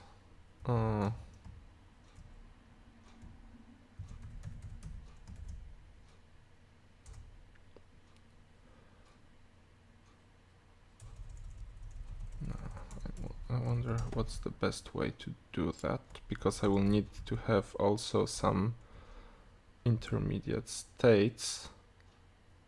Well, okay, it's Python, I can just clone the object and don't worry about it. Okay, so let's say I'm doing it like this. So here I can also do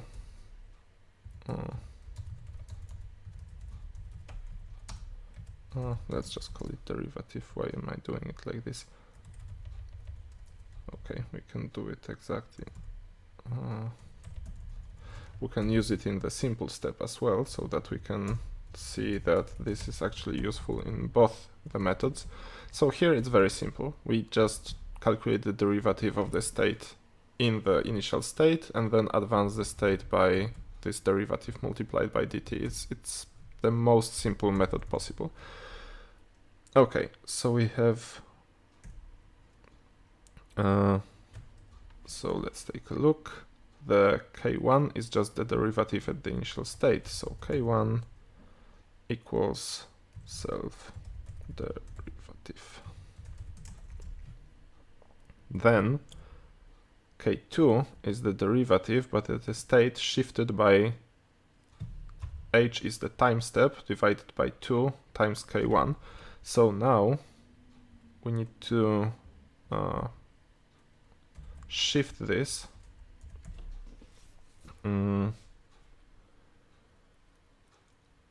Okay, was there any easy way of cloning objects in Python? Okay, I don't remember, so let's just do a clone method.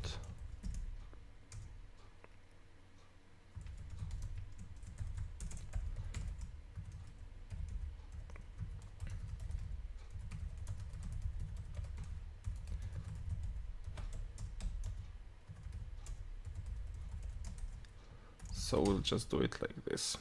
We'll clone an object. So then, okay,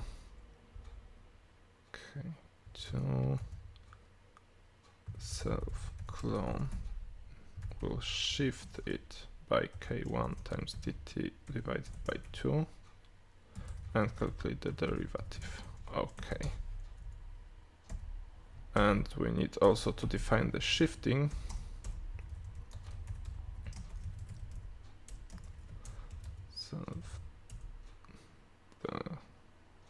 Let's call it deriv.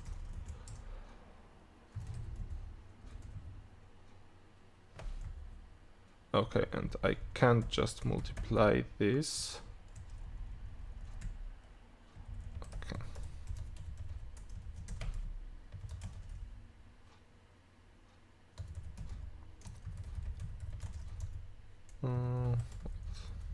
Mistake. Okay, so let's call it v1a1. And let's call it v2a2. It's not perfect, but I basically don't have enough time to just define the state vectors and operations on them. Let's just do it this way. So we'll do it like this.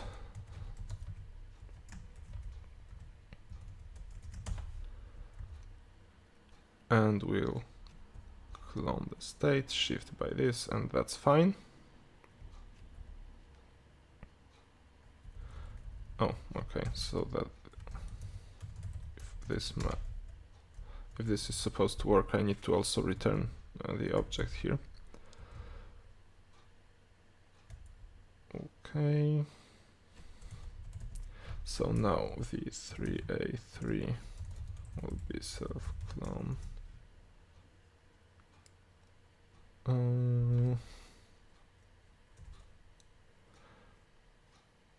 Okay, and we do the same, but we just need to add v2 and a2.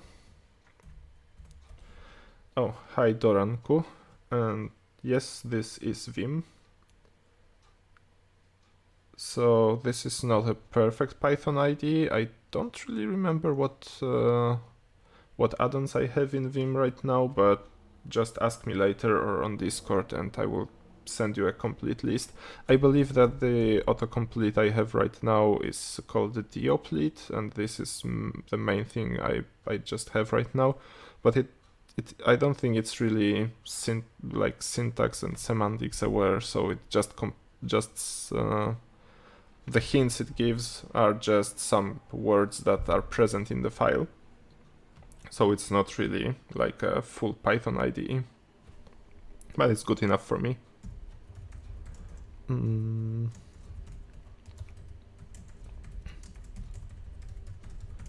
Okay, and then we have v4a4.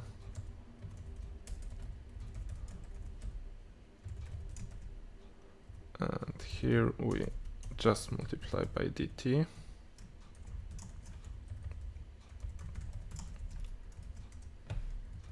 Okay. Let me double check. But yeah, we just multiply by the time step here, and now we combine these. We need k1 to k2 to k3, k4, so the complete v is v1 plus 2 times v2 plus 2 times v3 plus v4. The complete a is a1 plus 2 times a2 plus 2 times a3 plus a4. And we can shift by v times dt 6, a times dt over 6, and that should implement our k4.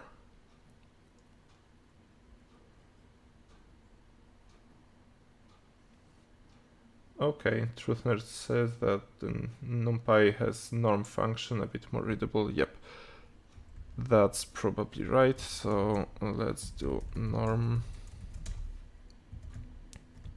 And here as well. Wait, what? Let's see, where have I used that? Okay, that was all. So hopefully I'm calling this correctly. Okay, and now we want another object that will use RK4 and the method number is 1. So let's do it.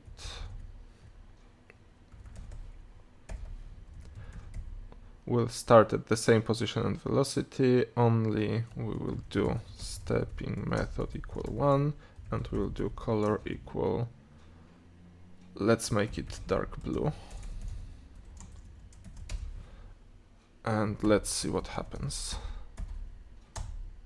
Okay.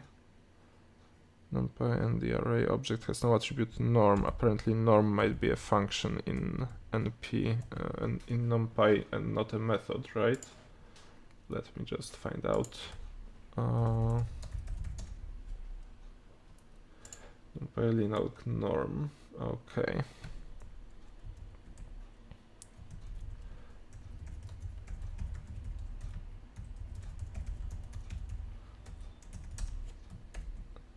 It should work like this.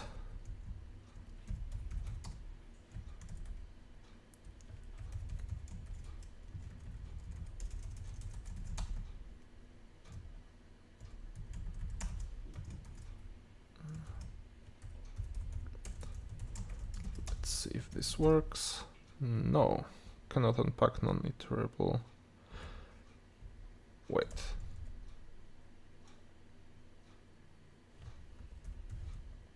What? How the hell? Non-iterable, oh, of course. Huh. I forgot a return. I'm used to the fact that in Rust you don't need the return keyword at the end of the function, because everything in Rust is an expression, so the last expression in the function becomes its return value. And I kind of grew used to that, so I keep forgetting to write return in Python. Basically for a long time now, Rust is my main language for everything, and actually today I initially considered writing the code on this stream in Rust, but it's not a very popular language, and I eventually decided that Python will be more readable to most people probably. No need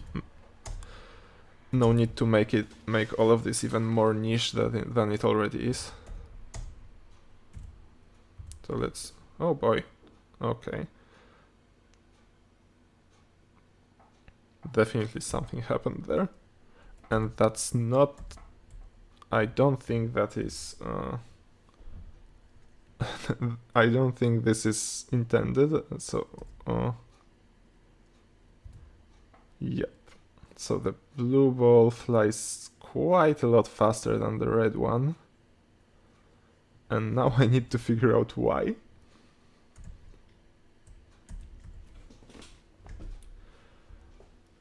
Okay.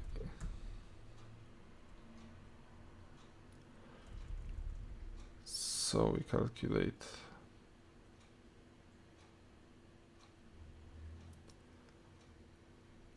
acceleration, we calculate velocity. I don't think this is just numerical stuff.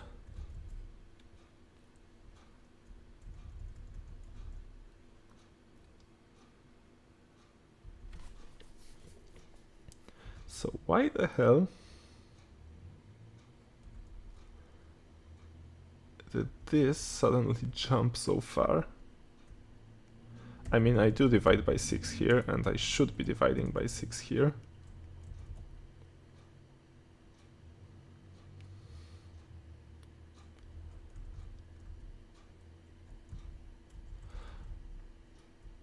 Because this is weighted. Okay, but that is strange.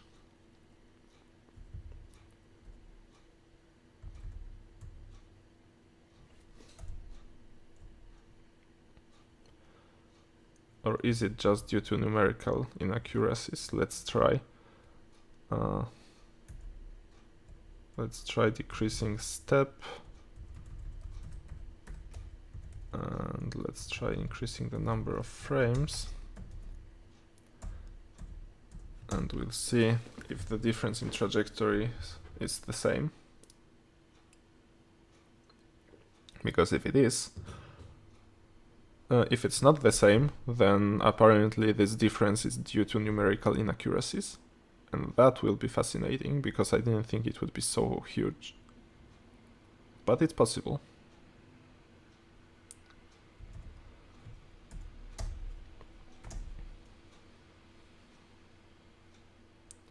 Oh, okay.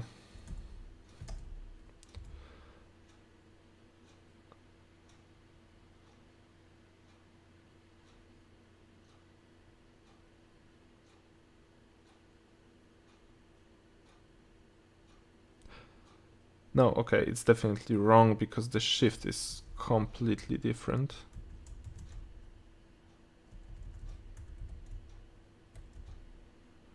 Okay. So no. The blue ball shouldn't overtake. Yeah, no way, this is numerical inaccuracy. No, it's not. The blue ball shouldn't overtake the vertical. Since it overtakes the vertical, we know that this is incorrect. I didn't think of that. Let me just do one more thing.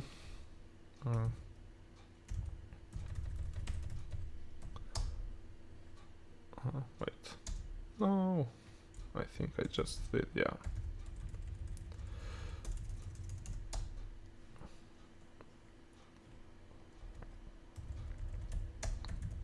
Okay, I just wanted to do this.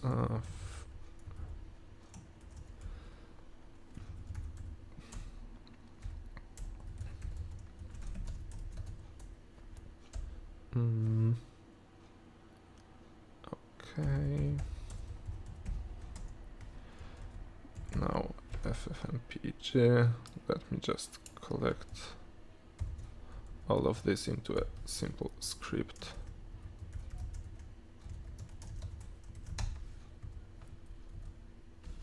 This way I won't have to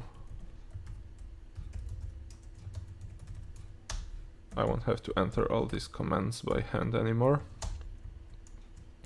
Okay, so I just did something wrong in the RK4 method. So now what could it be? Set of clone shift.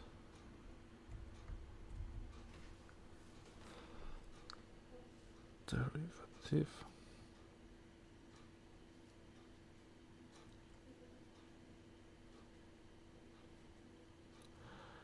Okay, I have a suspicion that when I do this, I'm actually not cloning the object, but I'm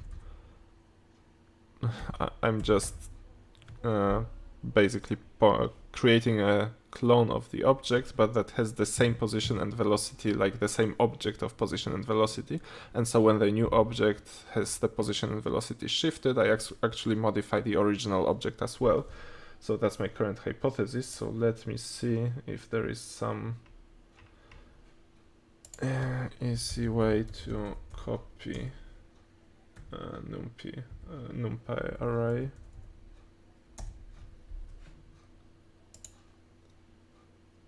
Okay, perfect. There is something called np copy.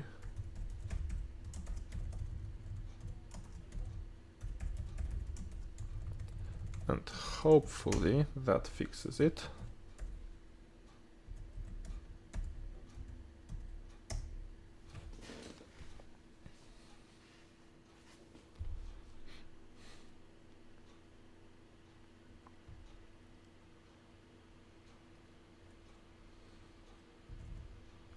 Okay, of course I forgot to use the generate script.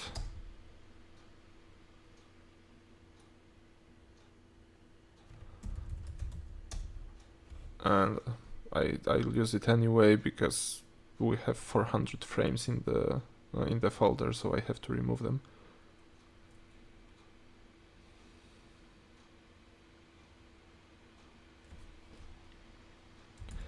Okay, let's see now. And they are flying almost identically. But as you can see, the blue ball falls a bit faster. And I wonder how to make this more apparent. I would have to do a larger step. So let's do this. Let's do 4 times larger step and 4 times less frames.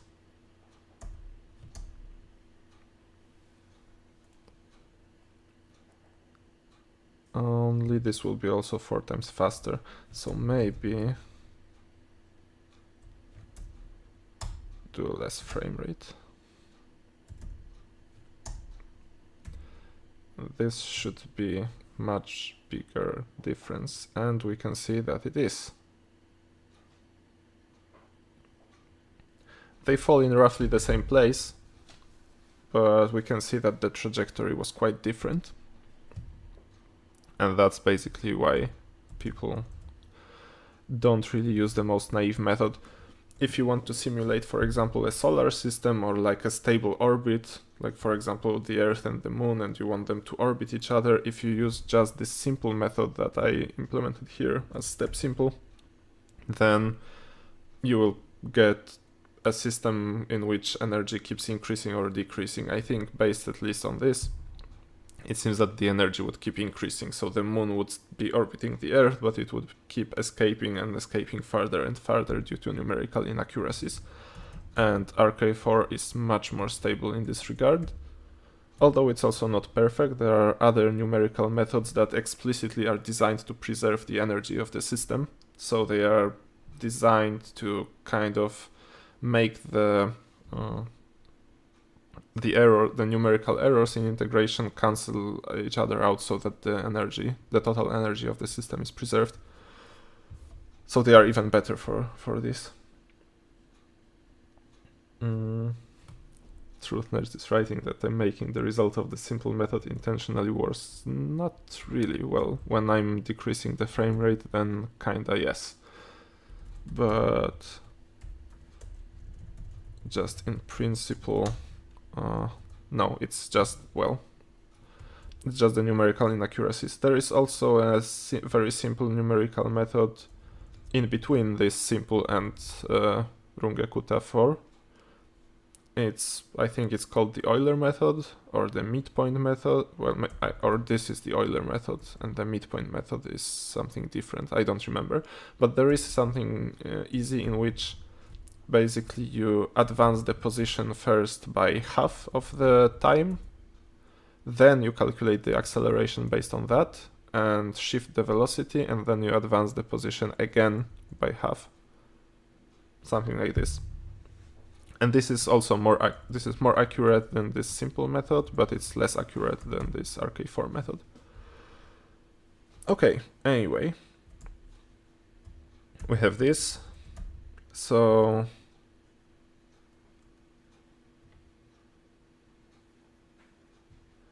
Truth Nerd is saying you've needlessly set the sampling rate equal to the frame rate. Do 10 steps for each frame and try again. Yeah, that's true. We could do that. So we could do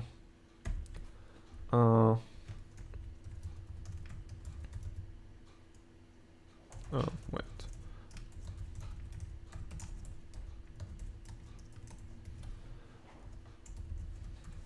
We could do this, and then the difference would probably disappear in this case.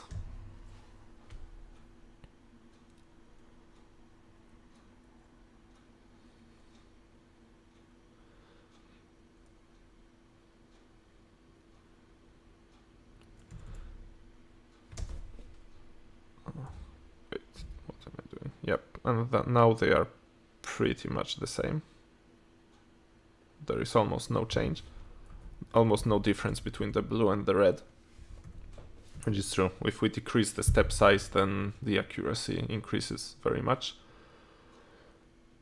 But yeah, basically you need to do 10 times more computations for this to work. And if you just use this RK4 method, then with much less computations you get comparable accuracy.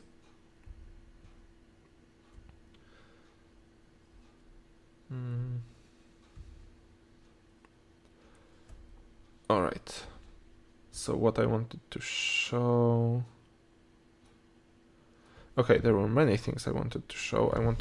Okay, so actually this right now we barely reached parity with the simulation from yesterday. So what someone, I think it was Harry Warp, wanted me to do was to print the tangential velocity at each frame. So we can do that. Why not?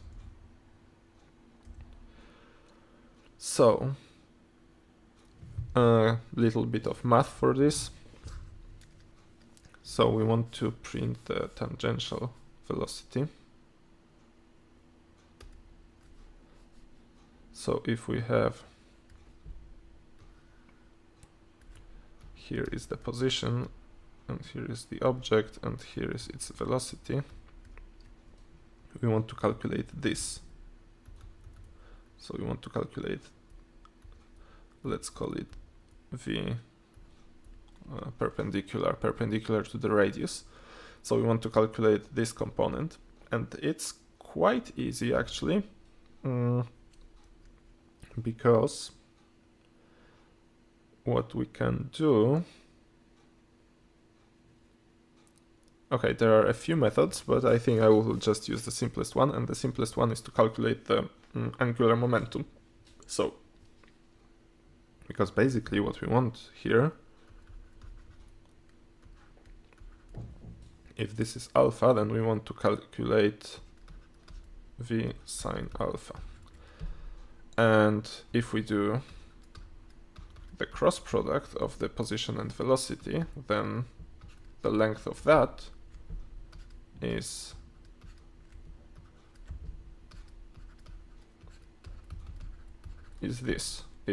the magnitude of the position vector times the magnitude of the velocity times the sine of this angle.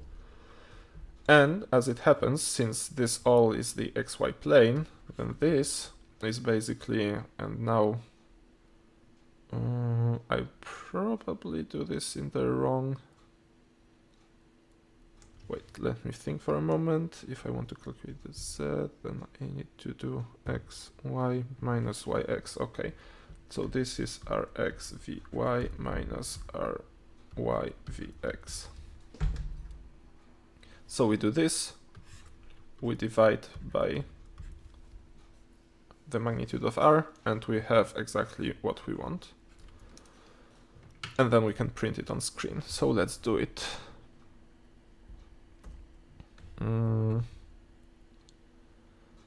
So, okay. Wait, what? Okay. So let's comment out one of the objects, and I'll comment out the object that is using the less precise method. But as we could see, it makes almost no difference at this point. And I'll make the second object red as well, so that we still only have one red ball. It will be simpler because now I can just print a single, I can easily find this object. So, yeah, again, I reflexively started using Rust syntax.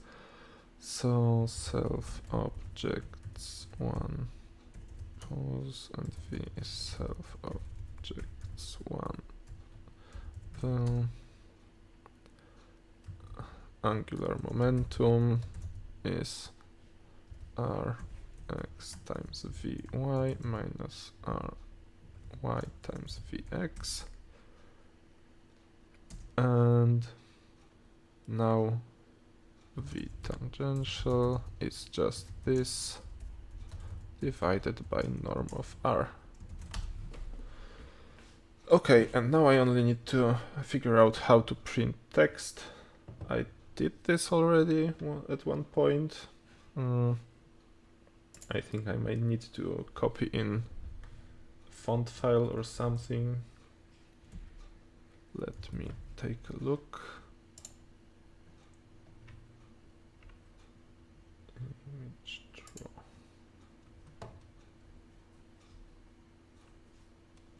Okay, we will need image font. But let me check one thing.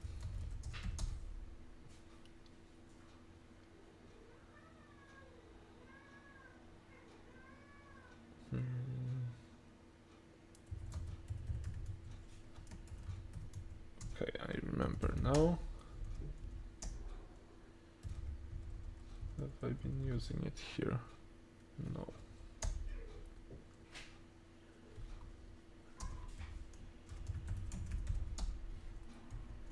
Then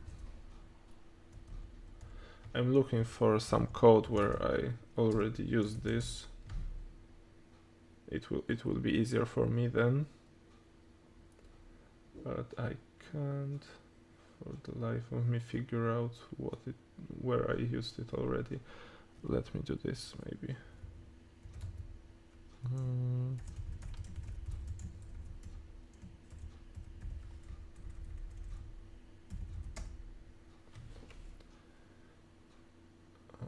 Okay. Yeah, not quite what I was looking for. Alright, anyway.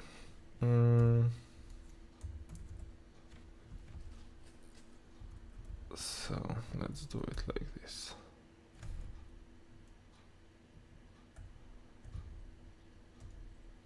Since what we really need is to draw one text here, so let's image font true type.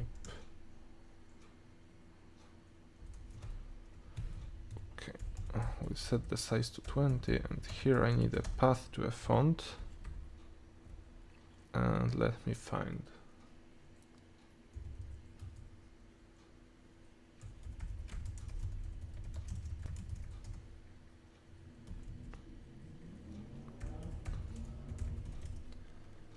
Fonts, déjà vu.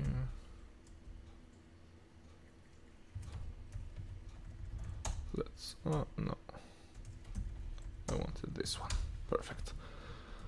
Okay, so we have a font. So Truth Nerd is writing that one step of Runge-Kutta is much more expensive than one step of Euler, and that is true. But if we need 10 steps of Euler to match the accuracy of one step of Runge-Kutta, then Runge-Kutta comes out ahead. Anyway, okay, I need to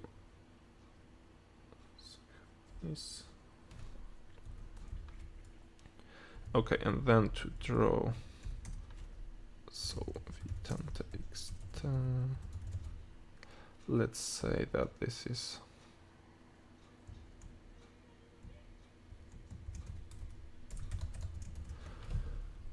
Okay, how much accuracy do we want? This is in meters per second. So I think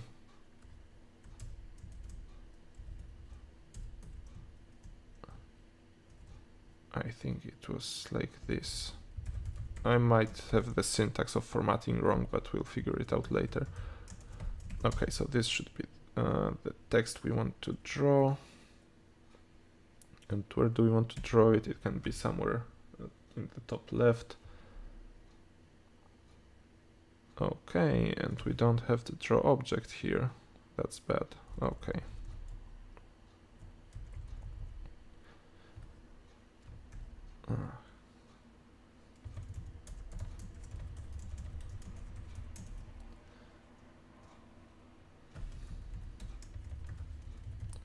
Okay, whatever. Let's just construct it text.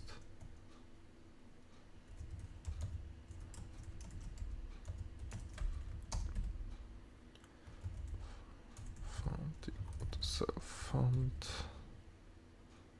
Anything else? Okay, fill. Okay, and that hopefully will be enough. And let's see what happens.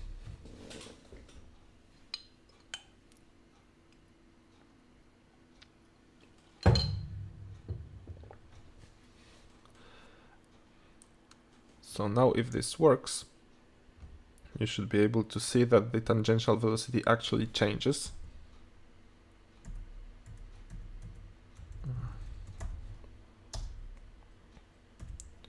Okay, it did work.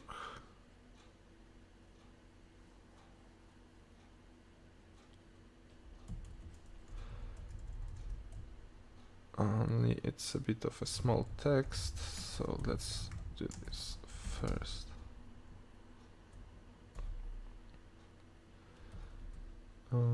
First this, then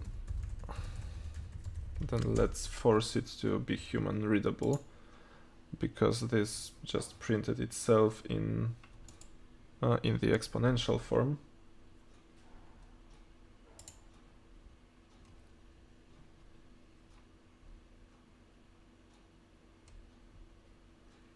Okay, apparently I need to add the F here. Okay. And let's do slightly larger font size. So let's do a 60.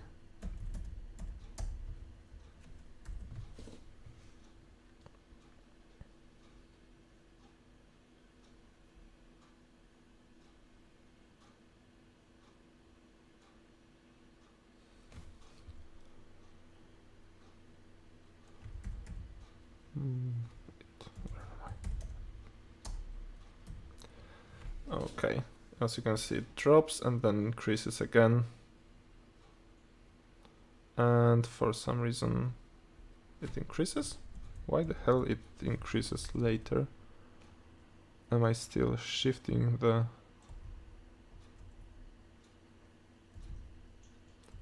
Oh, wait. No, that doesn't make sense.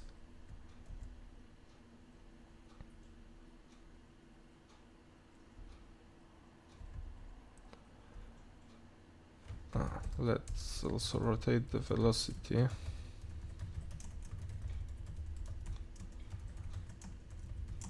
But it shouldn't matter much, really.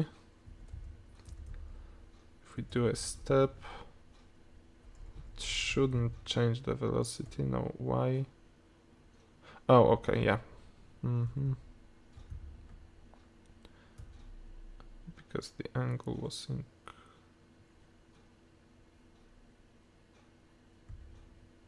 Yeah, the angle was increasing. Okay. So I think now this should stay constant when it lands on the surface again. Let's check.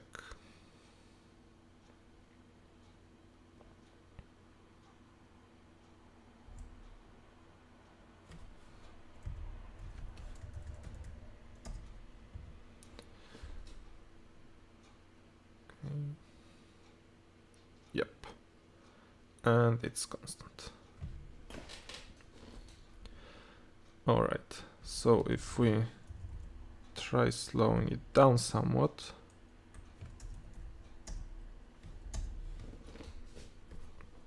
so that we can see what's happening more clearly, you can see that as it gains altitude, the tangential velocity actually drops. And that is correct, because as I was saying somewhere in the beginning, what is conserved here is the angular momentum. And the angular momentum, and since the angular momentum of this ball is constant, whenever it is farther from the center, the tangential velocity must be smaller. So that's what we're seeing here. And that is correct. And actually, This is because the common explanation for Coriolis, which usually indicates that, okay, so Coriolis happens because the points further from the center move quicker. So then if we keep the tangential velocity that we had here, we will be falling behind up here, which is only half of the truth, and it is half of the truth very literally, because if we take the tangential velocity to be constant and we try to calculate the Coriolis force, we will get only half of the correct result. So if we include the fact that angular momentum is constant and the tangential velocity changes due to it, then we will get the full result, the one with the factor of 2. Okay, Truth Nerds is going. So bye, thank you for watching. And yeah, whether it's a promise or a threat is up to interpretation. Well, yeah, I choose to interpret it as a promise, but yeah, I guess we'll only see once you write your comment. All right, so okay, let's say I'll try to finish within half an hour. So one more thing I wanted to show you, but yeah, I don't think I will manage right now. So, but yeah, let's try. So if we draw this, then we just see a rotating Earth and this ball that is going as it is going. But yeah, let's do it. Let's do one more thing. So let's do this. Let's start with a ball at some height, and let's say it's 1000 kilometers. So I'll just write it like this. So it will start at a height of 1000 kilometers above the surface, and it will start at rest relative to the surface. Wait, is this correct? Do I need it to be X? If this is Y, then yeah, it's correct.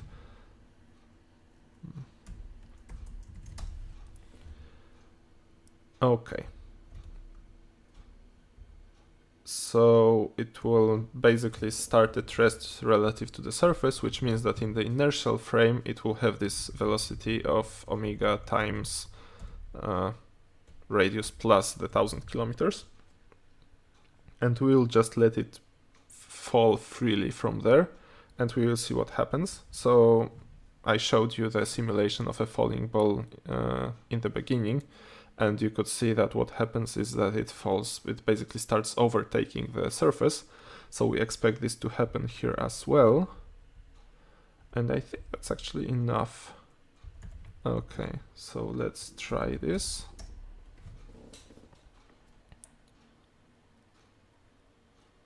So we just only change the initial position and initial velocity, and basically the rest of the code should take care of all the rest for us. So it encodes gravity, it encodes everything. So let's see. And yeah, it starts falling and it overtakes the surface and it falls slightly to the right. So it's exactly what we should expect. Let's actually drop it from somewhere higher. Let's call it H, and let's call it 2000 kilometers.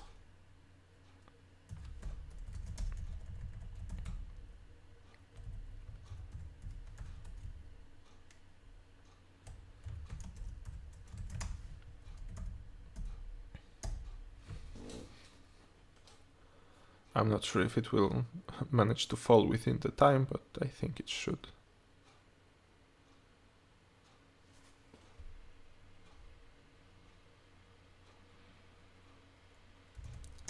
Let's see. Now we're dropping it from much larger height. Okay, and it overtakes and it falls. Perfect. All right, so what I want to show you right now, we will do a different conversion of coordinates. Before, okay, and here is the problem, because we'll have to track the time. but we can track the time here. So self time equals to 0.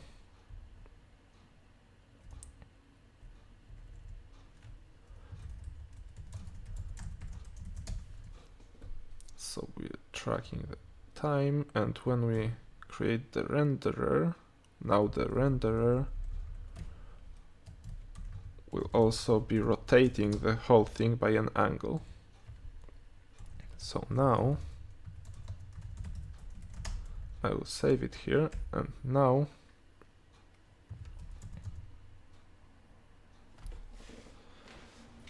so let me figure out which way we have to rotate this, but I think it's just the correct way.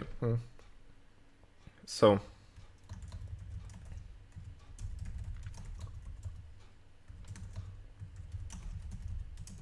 we'll basically be watching all of this from a co-rotating point of view by just changing the coordinates in the renderer.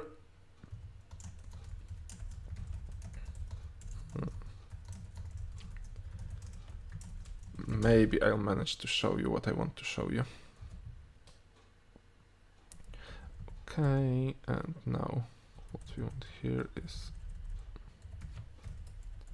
x1, and what we want here is y1, and that should now rotate the coordinates and only then scale and shift, so it should work.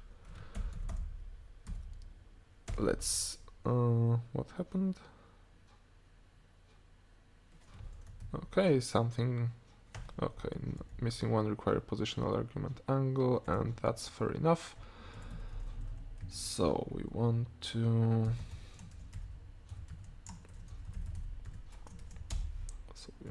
put it an angle, and we'll see. Okay, Kraku is leaving us also, so thanks for stopping by and watching.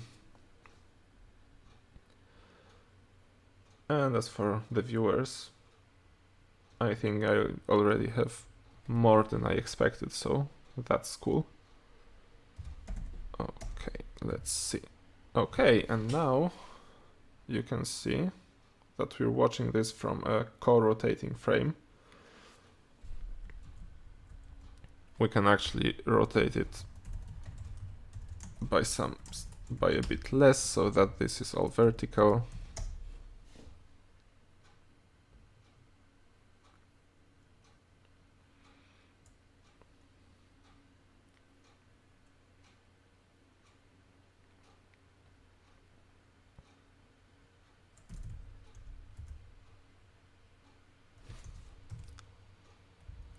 And perfect.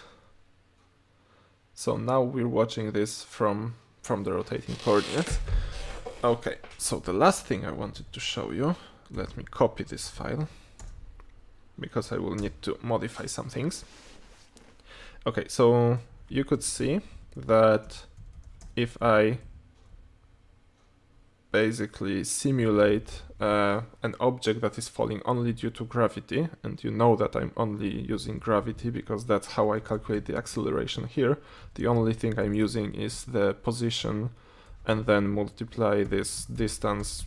Basically, I multiply the mass divided by distance cubed and times the vector of position. So this is only gravity that is acting here. So you see that if I transform this into a rotating view, then we can see this deflection. So I want to show you that we can achieve the exact same deflection in a different way. So let me also make a copy of this animation. And we'll be able to compare the two later. Okay, so in this second thing, what we'll do is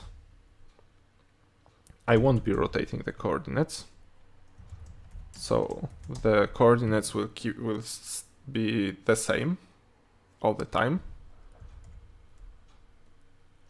The Earth will not be rotating, so I just rotate this by 90 degrees so that the vertical is actually vertical, but then the step of the Earth will be just pass, will do nothing here. We're starting position, starting velocity for the object are correct. We just don't want to rotate them by the 15 degrees.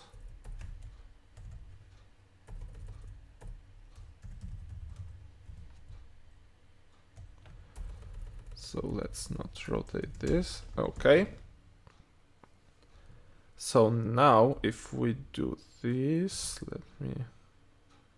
Okay, Earth is not rotating. We dropped everything here. So if we use this now, we should get a ball that is dropping vertically to the surface on a non-rotating Earth, because I basically canceled the rotation of the Earth right now.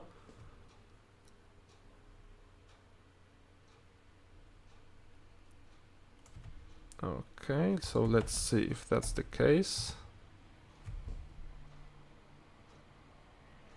Okay, it's not. Okay, it's not, because I'm not running the right script. I run the generate script and it still uses main. So let's do this again with main2.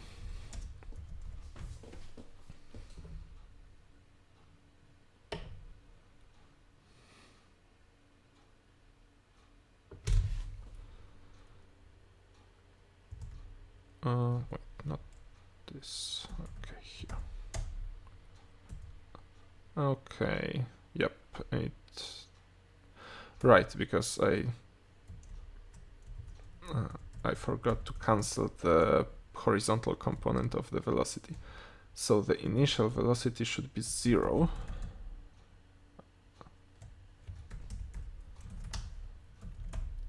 Because we are now, the coordinates x and y are now the coordinates tied to the Earth.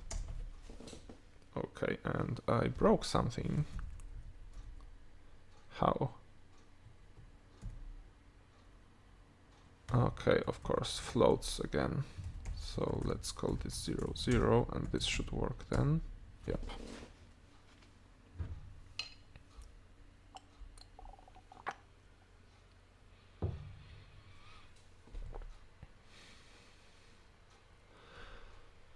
Okay, so if I didn't make any mistakes, now we'll have a ball falling vertically. And finally, that is exactly what is happening. Okay, and it started rotating because I forgot to turn that piece off. Okay, so this should do nothing. Okay. If it's resting, then nothing changes. Perfect. But the vertical fall we got covered. Okay, so now I want to show you that we can achieve the exact same result as before in a different way, and that is by modifying the force. We will add 2 terms to this force. There will be a centrifugal force term, and there will be a Coriolis force term. So, first the centrifugal force term. Centrifugal force is omega squared times position times times basically the vector from the center to the object, so that's centrifugal force. And now we need to add the Coriolis force. So Coriolis force, okay, let me do this. Centrifugal equals omega times omega, or omega squared times position. So let's call this centrifugal, and Coriolis is equal this.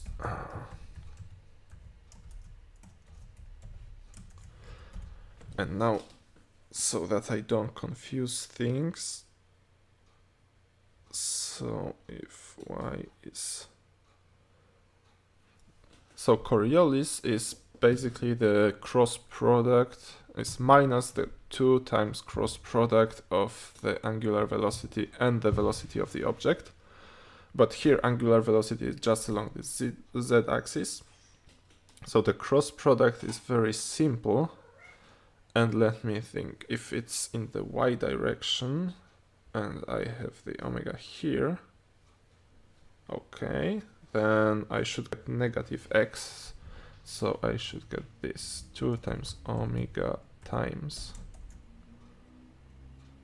the y component of the velocity. I think I might be confused. Yeah, okay, because omega has a different sign. Okay, so here it has to be minus, and this is self-velocity 1, so the y component, and the y component of the Coriolis force will be 2 times omega times self-velocity 0 times the x component. Yep, that sounds about right. And we can add Coriolis. And now we should get the exact same deflection that we were getting before. So let's see.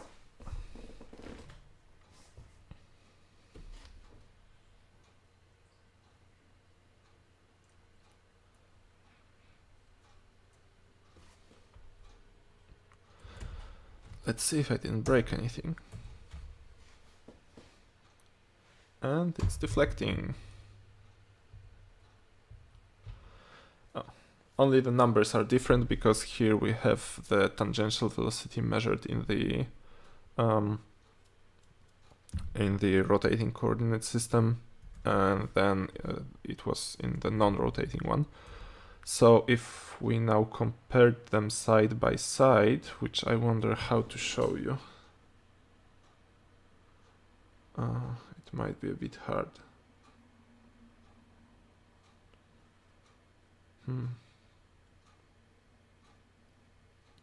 Okay, let's just open a video editor and then we will do it in a video editor. Shortcut. Okay, I'll just call it test. Okay, I'll shift to a different screen when I'm opening files.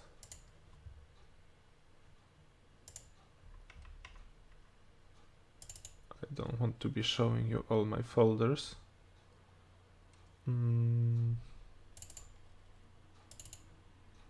Okay, so we have the old animation and the new animation.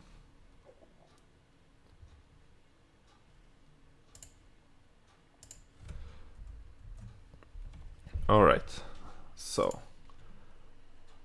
this is the old animation, this is the new animation, so let's put them on the timeline. This is old, this is new. Wait. Perfect. So new I will try to put on the bottom, and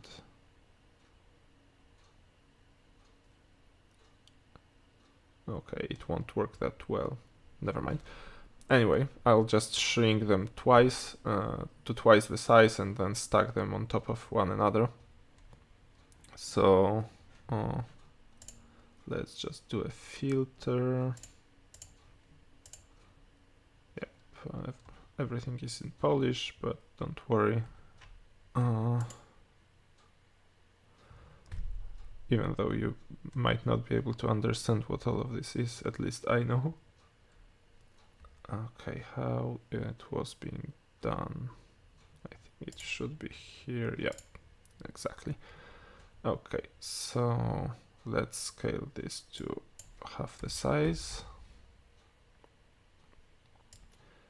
And so, no, this is the new one, so I want this at the bottom. And this one. Also, let's scale it to half the size and put it at the top. Okay.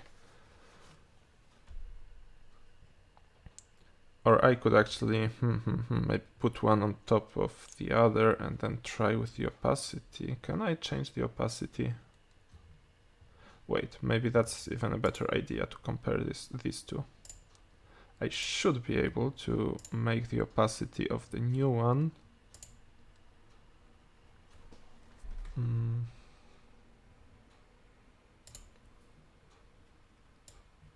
to be okay, perfect. to be like 50% or something. Okay, and you can see, I'll do it even less. No. Okay, let's do it at 50%. So now if we play this, you can see that they are exactly the same. The balls never diverge.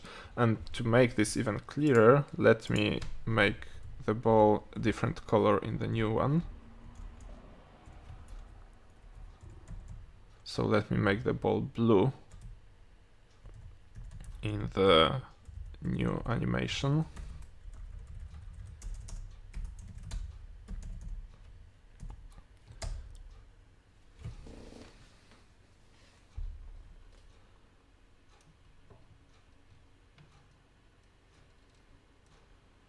I wonder if this will automatically update in the video editor. So let's make the opacity 100 again. Let's delete it and okay, yeah, it seems that it updated itself. Perfect. Yep, the ball is now blue. So let's do the opacity.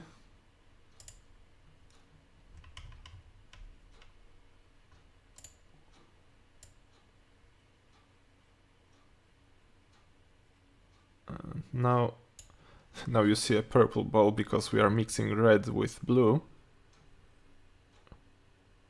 Can I actually do this full screen? This would be nice. I can just render it. So let's render it maybe, and we will be able to see. Let's render it as YouTube. Okay.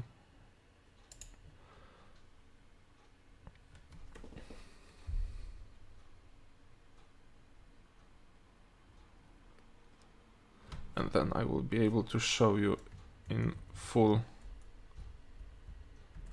resolution. Wait, VLC.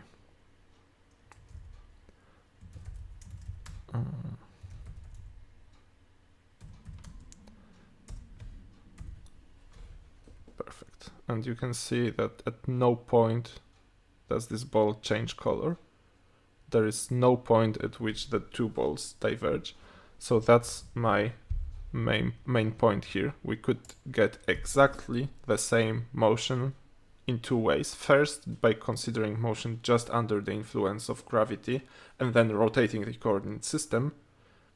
And in the second way, where we didn't rotate the coordinate system, but to gravity we added two more forces, centrifugal and Coriolis. Actually, that would be a nice comparison. If we, for example, drop the centrifugal term, then it should fall a bit faster and the motion would no longer be the same. So why not? Let's try that. So let's generate this again.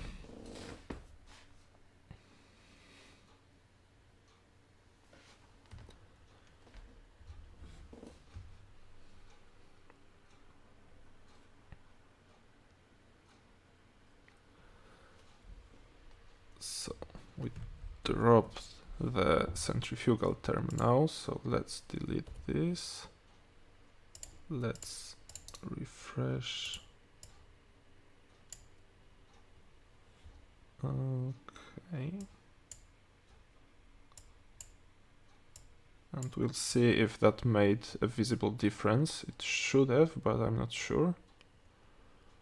Again, we need to add transparency.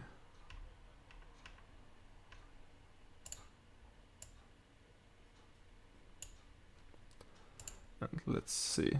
Yep, there is a very visible difference. Let's render that. Because this is nice.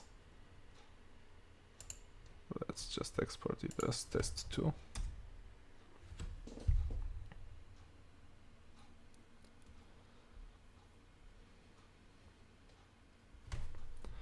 So now, and let me show you it in full resolution. So now you can see I just deleted the centrifugal force term, and suddenly the two balls fall very, very differently. So you can see that basically both the centrifugal force and the Coriolis force are important to reproduce this result. And this actually is no surprise because those two are mathematically equivalent. Basically, if we take the forces in the non-rotating coordinates and transform them into rotating coordinates, this is equivalent to taking forces in the rotating coordinates and adding those forces, centrifugal and Coriolis. That's exactly where the inertial forces come from, and I actually tried explaining that a bit in a recent video. So yeah, that's what I really wanted to show you here. And of course it's possible to add drag here as well, so let's also add drag, because why not? Drag is proportional to velocity.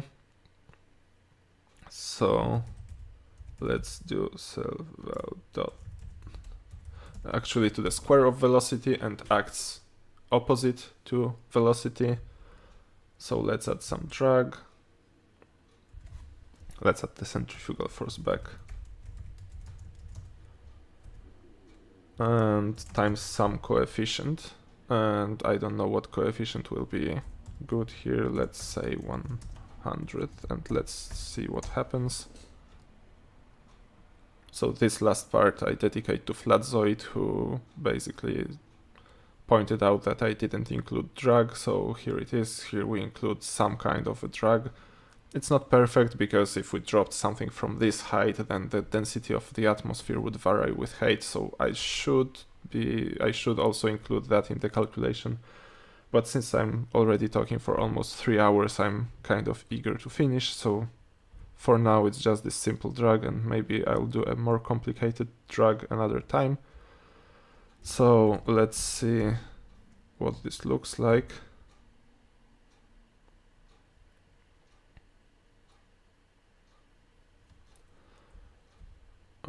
Okay, I'm not even sure how much different that is. I wonder if, wait. Since we're dealing... it's probably a reasonable value. Well, let's see what happens if I put this in the video editor again. So again, we delete this, we refresh, we put it here, we add the filter,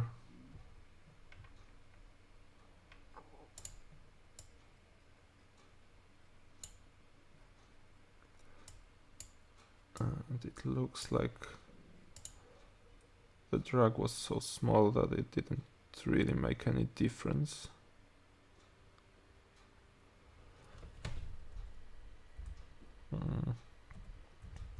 Okay, let's make it 10 times larger.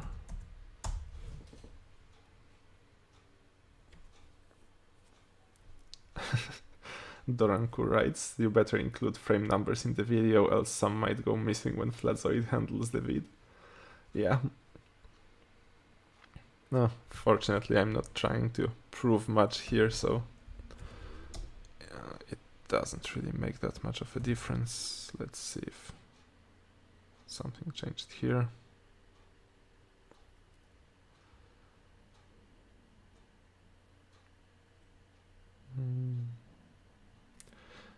Wait, okay, I'm kind of an idiot because okay, so minus silver dot silver. Okay, let's do it like this. Norm times okay, now it should work better. because the previous calculation I think did like component-wise multiplication of the velocity, and it's not quite what I was going for. So here we should basically have a vector that is proportional to the square of the velocity and in the opposite direction. So that should work better. And let's try again with 100th of this.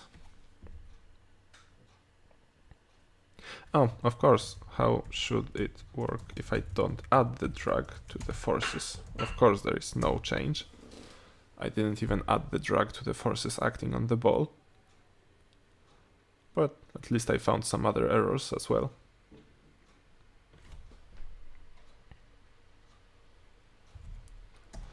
And let's see. And wow, okay, this is definitely too much drag. I think this already reached terminal velocity. Okay, let's make it 100 times less.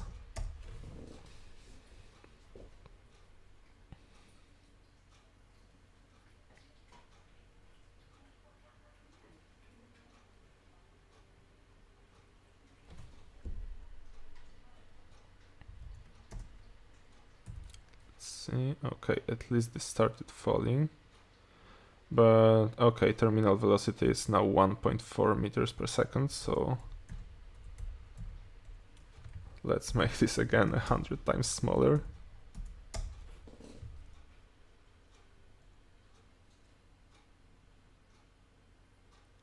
At least the tangential component was 1.4 meters per second, so it might have the total velocity was probably larger.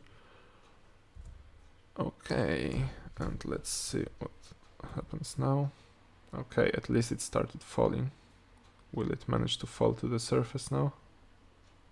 Yep, it did. So we can now see the difference, what happens when we add drag.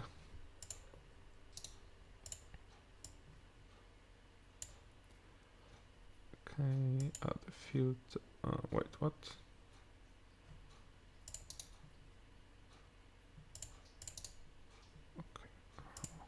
Let's add the filter.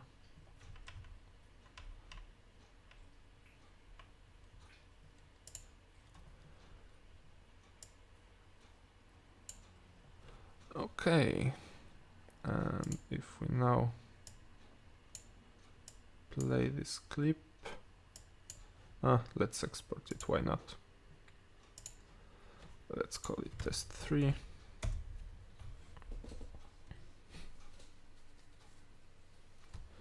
And I think this will be the last thing for this stream.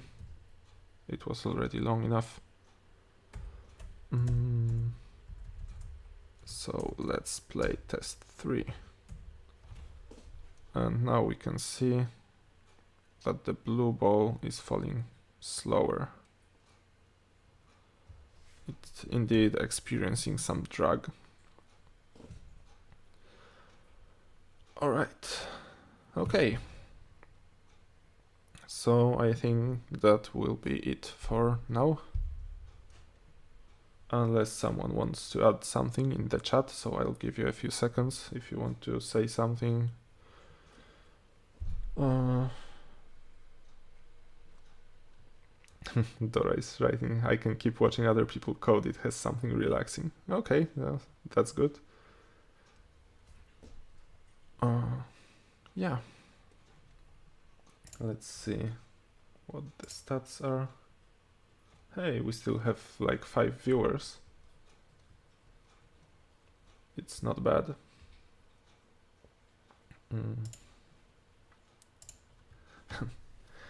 Sable Eagle, more relaxing than trying to do this yourself, you mean? Yeah. So yeah, at the beginning, before the stream, Sable Eagle was writing something about problems when you try to simulate all this stuff on when you take the Earth, make it rotate, then add Sun and the Moon, and do this whole system. So I could try simulating that some other time, but I would probably do it in Rust and not in Python. Basically, I feel more comfortable in Rust right now. But yeah, Python is not bad.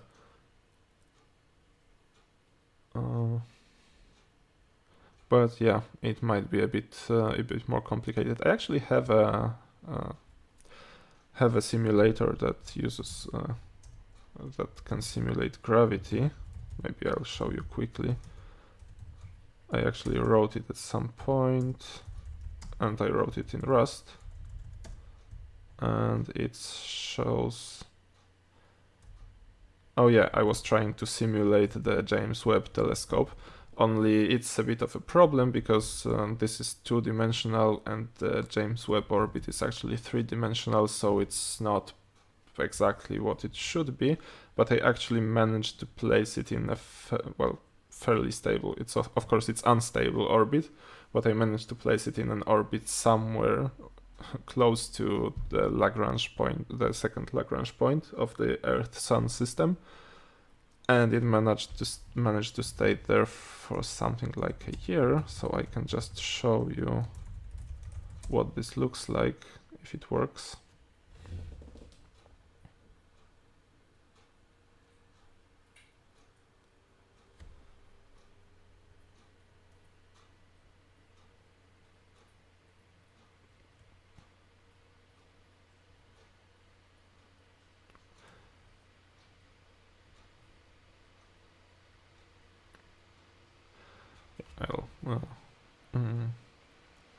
I'll address what Sable Eagle is writing in a moment. Oh boy. I've used GTK for that apparently. So yeah, as long as this is compiling, Sable Eagle wrote start with simulate throwing a ball on the surface of a rotating sphere, and 2 weeks later I've added a target ball and interceptor with full 6-axis controls and onboard guns and so on. Nice. And absolutely none of it is working properly. Yeah, it's okay. Okay, and so this, let me follow the Earth. Okay, so this is the Earth, this is the Moon, and this is supposed to be James Webb. Okay, so this is not the stable orbit. James Webb will get thrown out of the orbit in a moment and will fall somewhere near the Earth probably. Or maybe it is. It's surprisingly stable in this position.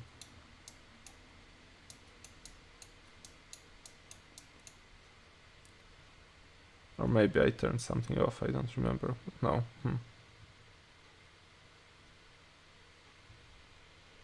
Okay, it's definitely falling now. Okay, and the Moon just put it on an orbit that passes really close to Earth. So yeah, this is basically a simulator that only simulates gravity, and it simulates the gravity between every pair of bodies. I actually wrote it at one point to show what happens if you turn off the force of gravity from the Sun acting on the Moon, because some flat earthers ask what happened. Well, how does the Moon not fall on the Sun if the Sun is also if the gravity of the Sun is also acting on the Moon? So it's actually possible to turn off. Yep. So it's possible to turn off some pairs of bodies here. So if I turn off the Sun and Moon, wait, this won't work. I need to delete this.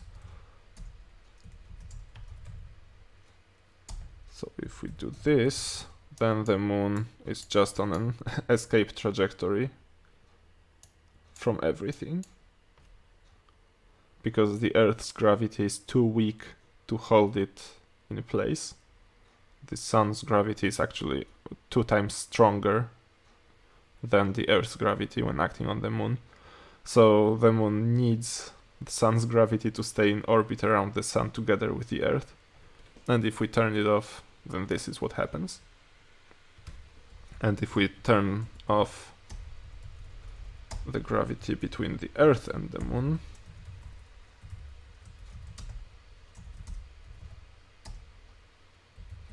then let me go to the Earth. Yep. Then the Moon is still circling the Sun, but it's getting farther and farther away from the Earth, and it's basically in its own elliptical orbit around the Sun. So if you wait for a moment, we will see that they both make a full circle.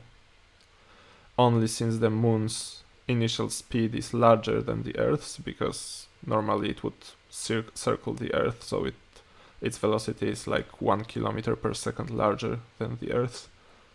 Because of that, it is on a larger orbit. If we turn off the gravity between the Earth and the Moon, but at least it stays in an orbit around the Sun now. Earth's gravity is much, much too weak to hold it in place. Yep, and now it's back to where it started, and they just go their merry ways in their own orbits. Alright, but yeah, that's just a quick digression. Sable Eagle is asking, so the Moon will be back in a few decades like a comet? Well, in the in the scenario when I turned the gravity of the Sun off, no. It was on an escape trajectory. It basically became an interstellar probe at this point. So yeah. Alright. Yeah, I think it's time to end this this stream. Yeah, I see. I didn't address Dorangu writing that thanks, and maybe she'll even try some Python herself. So yeah, I recommend it. Python is quite a pleasant language to write. As I said, I prefer Rust today, but I really liked Python back in the day, and for some quick projects I still turn to Python because it's a very nice language. It's very readable, definitely, although it might be a bit problematic when you have some problems with the types, and when something goes wrong, it might be a bit harder to track it down, but that's true of pretty much all dynamic languages, dynamically typed. Yeah, so thanks for the information and entertainment. Yep, glad you think it was informative or entertaining. That's great. So thank you for watching. Thank you everyone who came to see what I have to say. Hopefully I didn't bore you to death. Yeah, maybe I'll do something like this some other time too. Probably not very often, but sometimes. Alright, so yeah. So thanks again, and yeah, see you in a video probably, or maybe in some other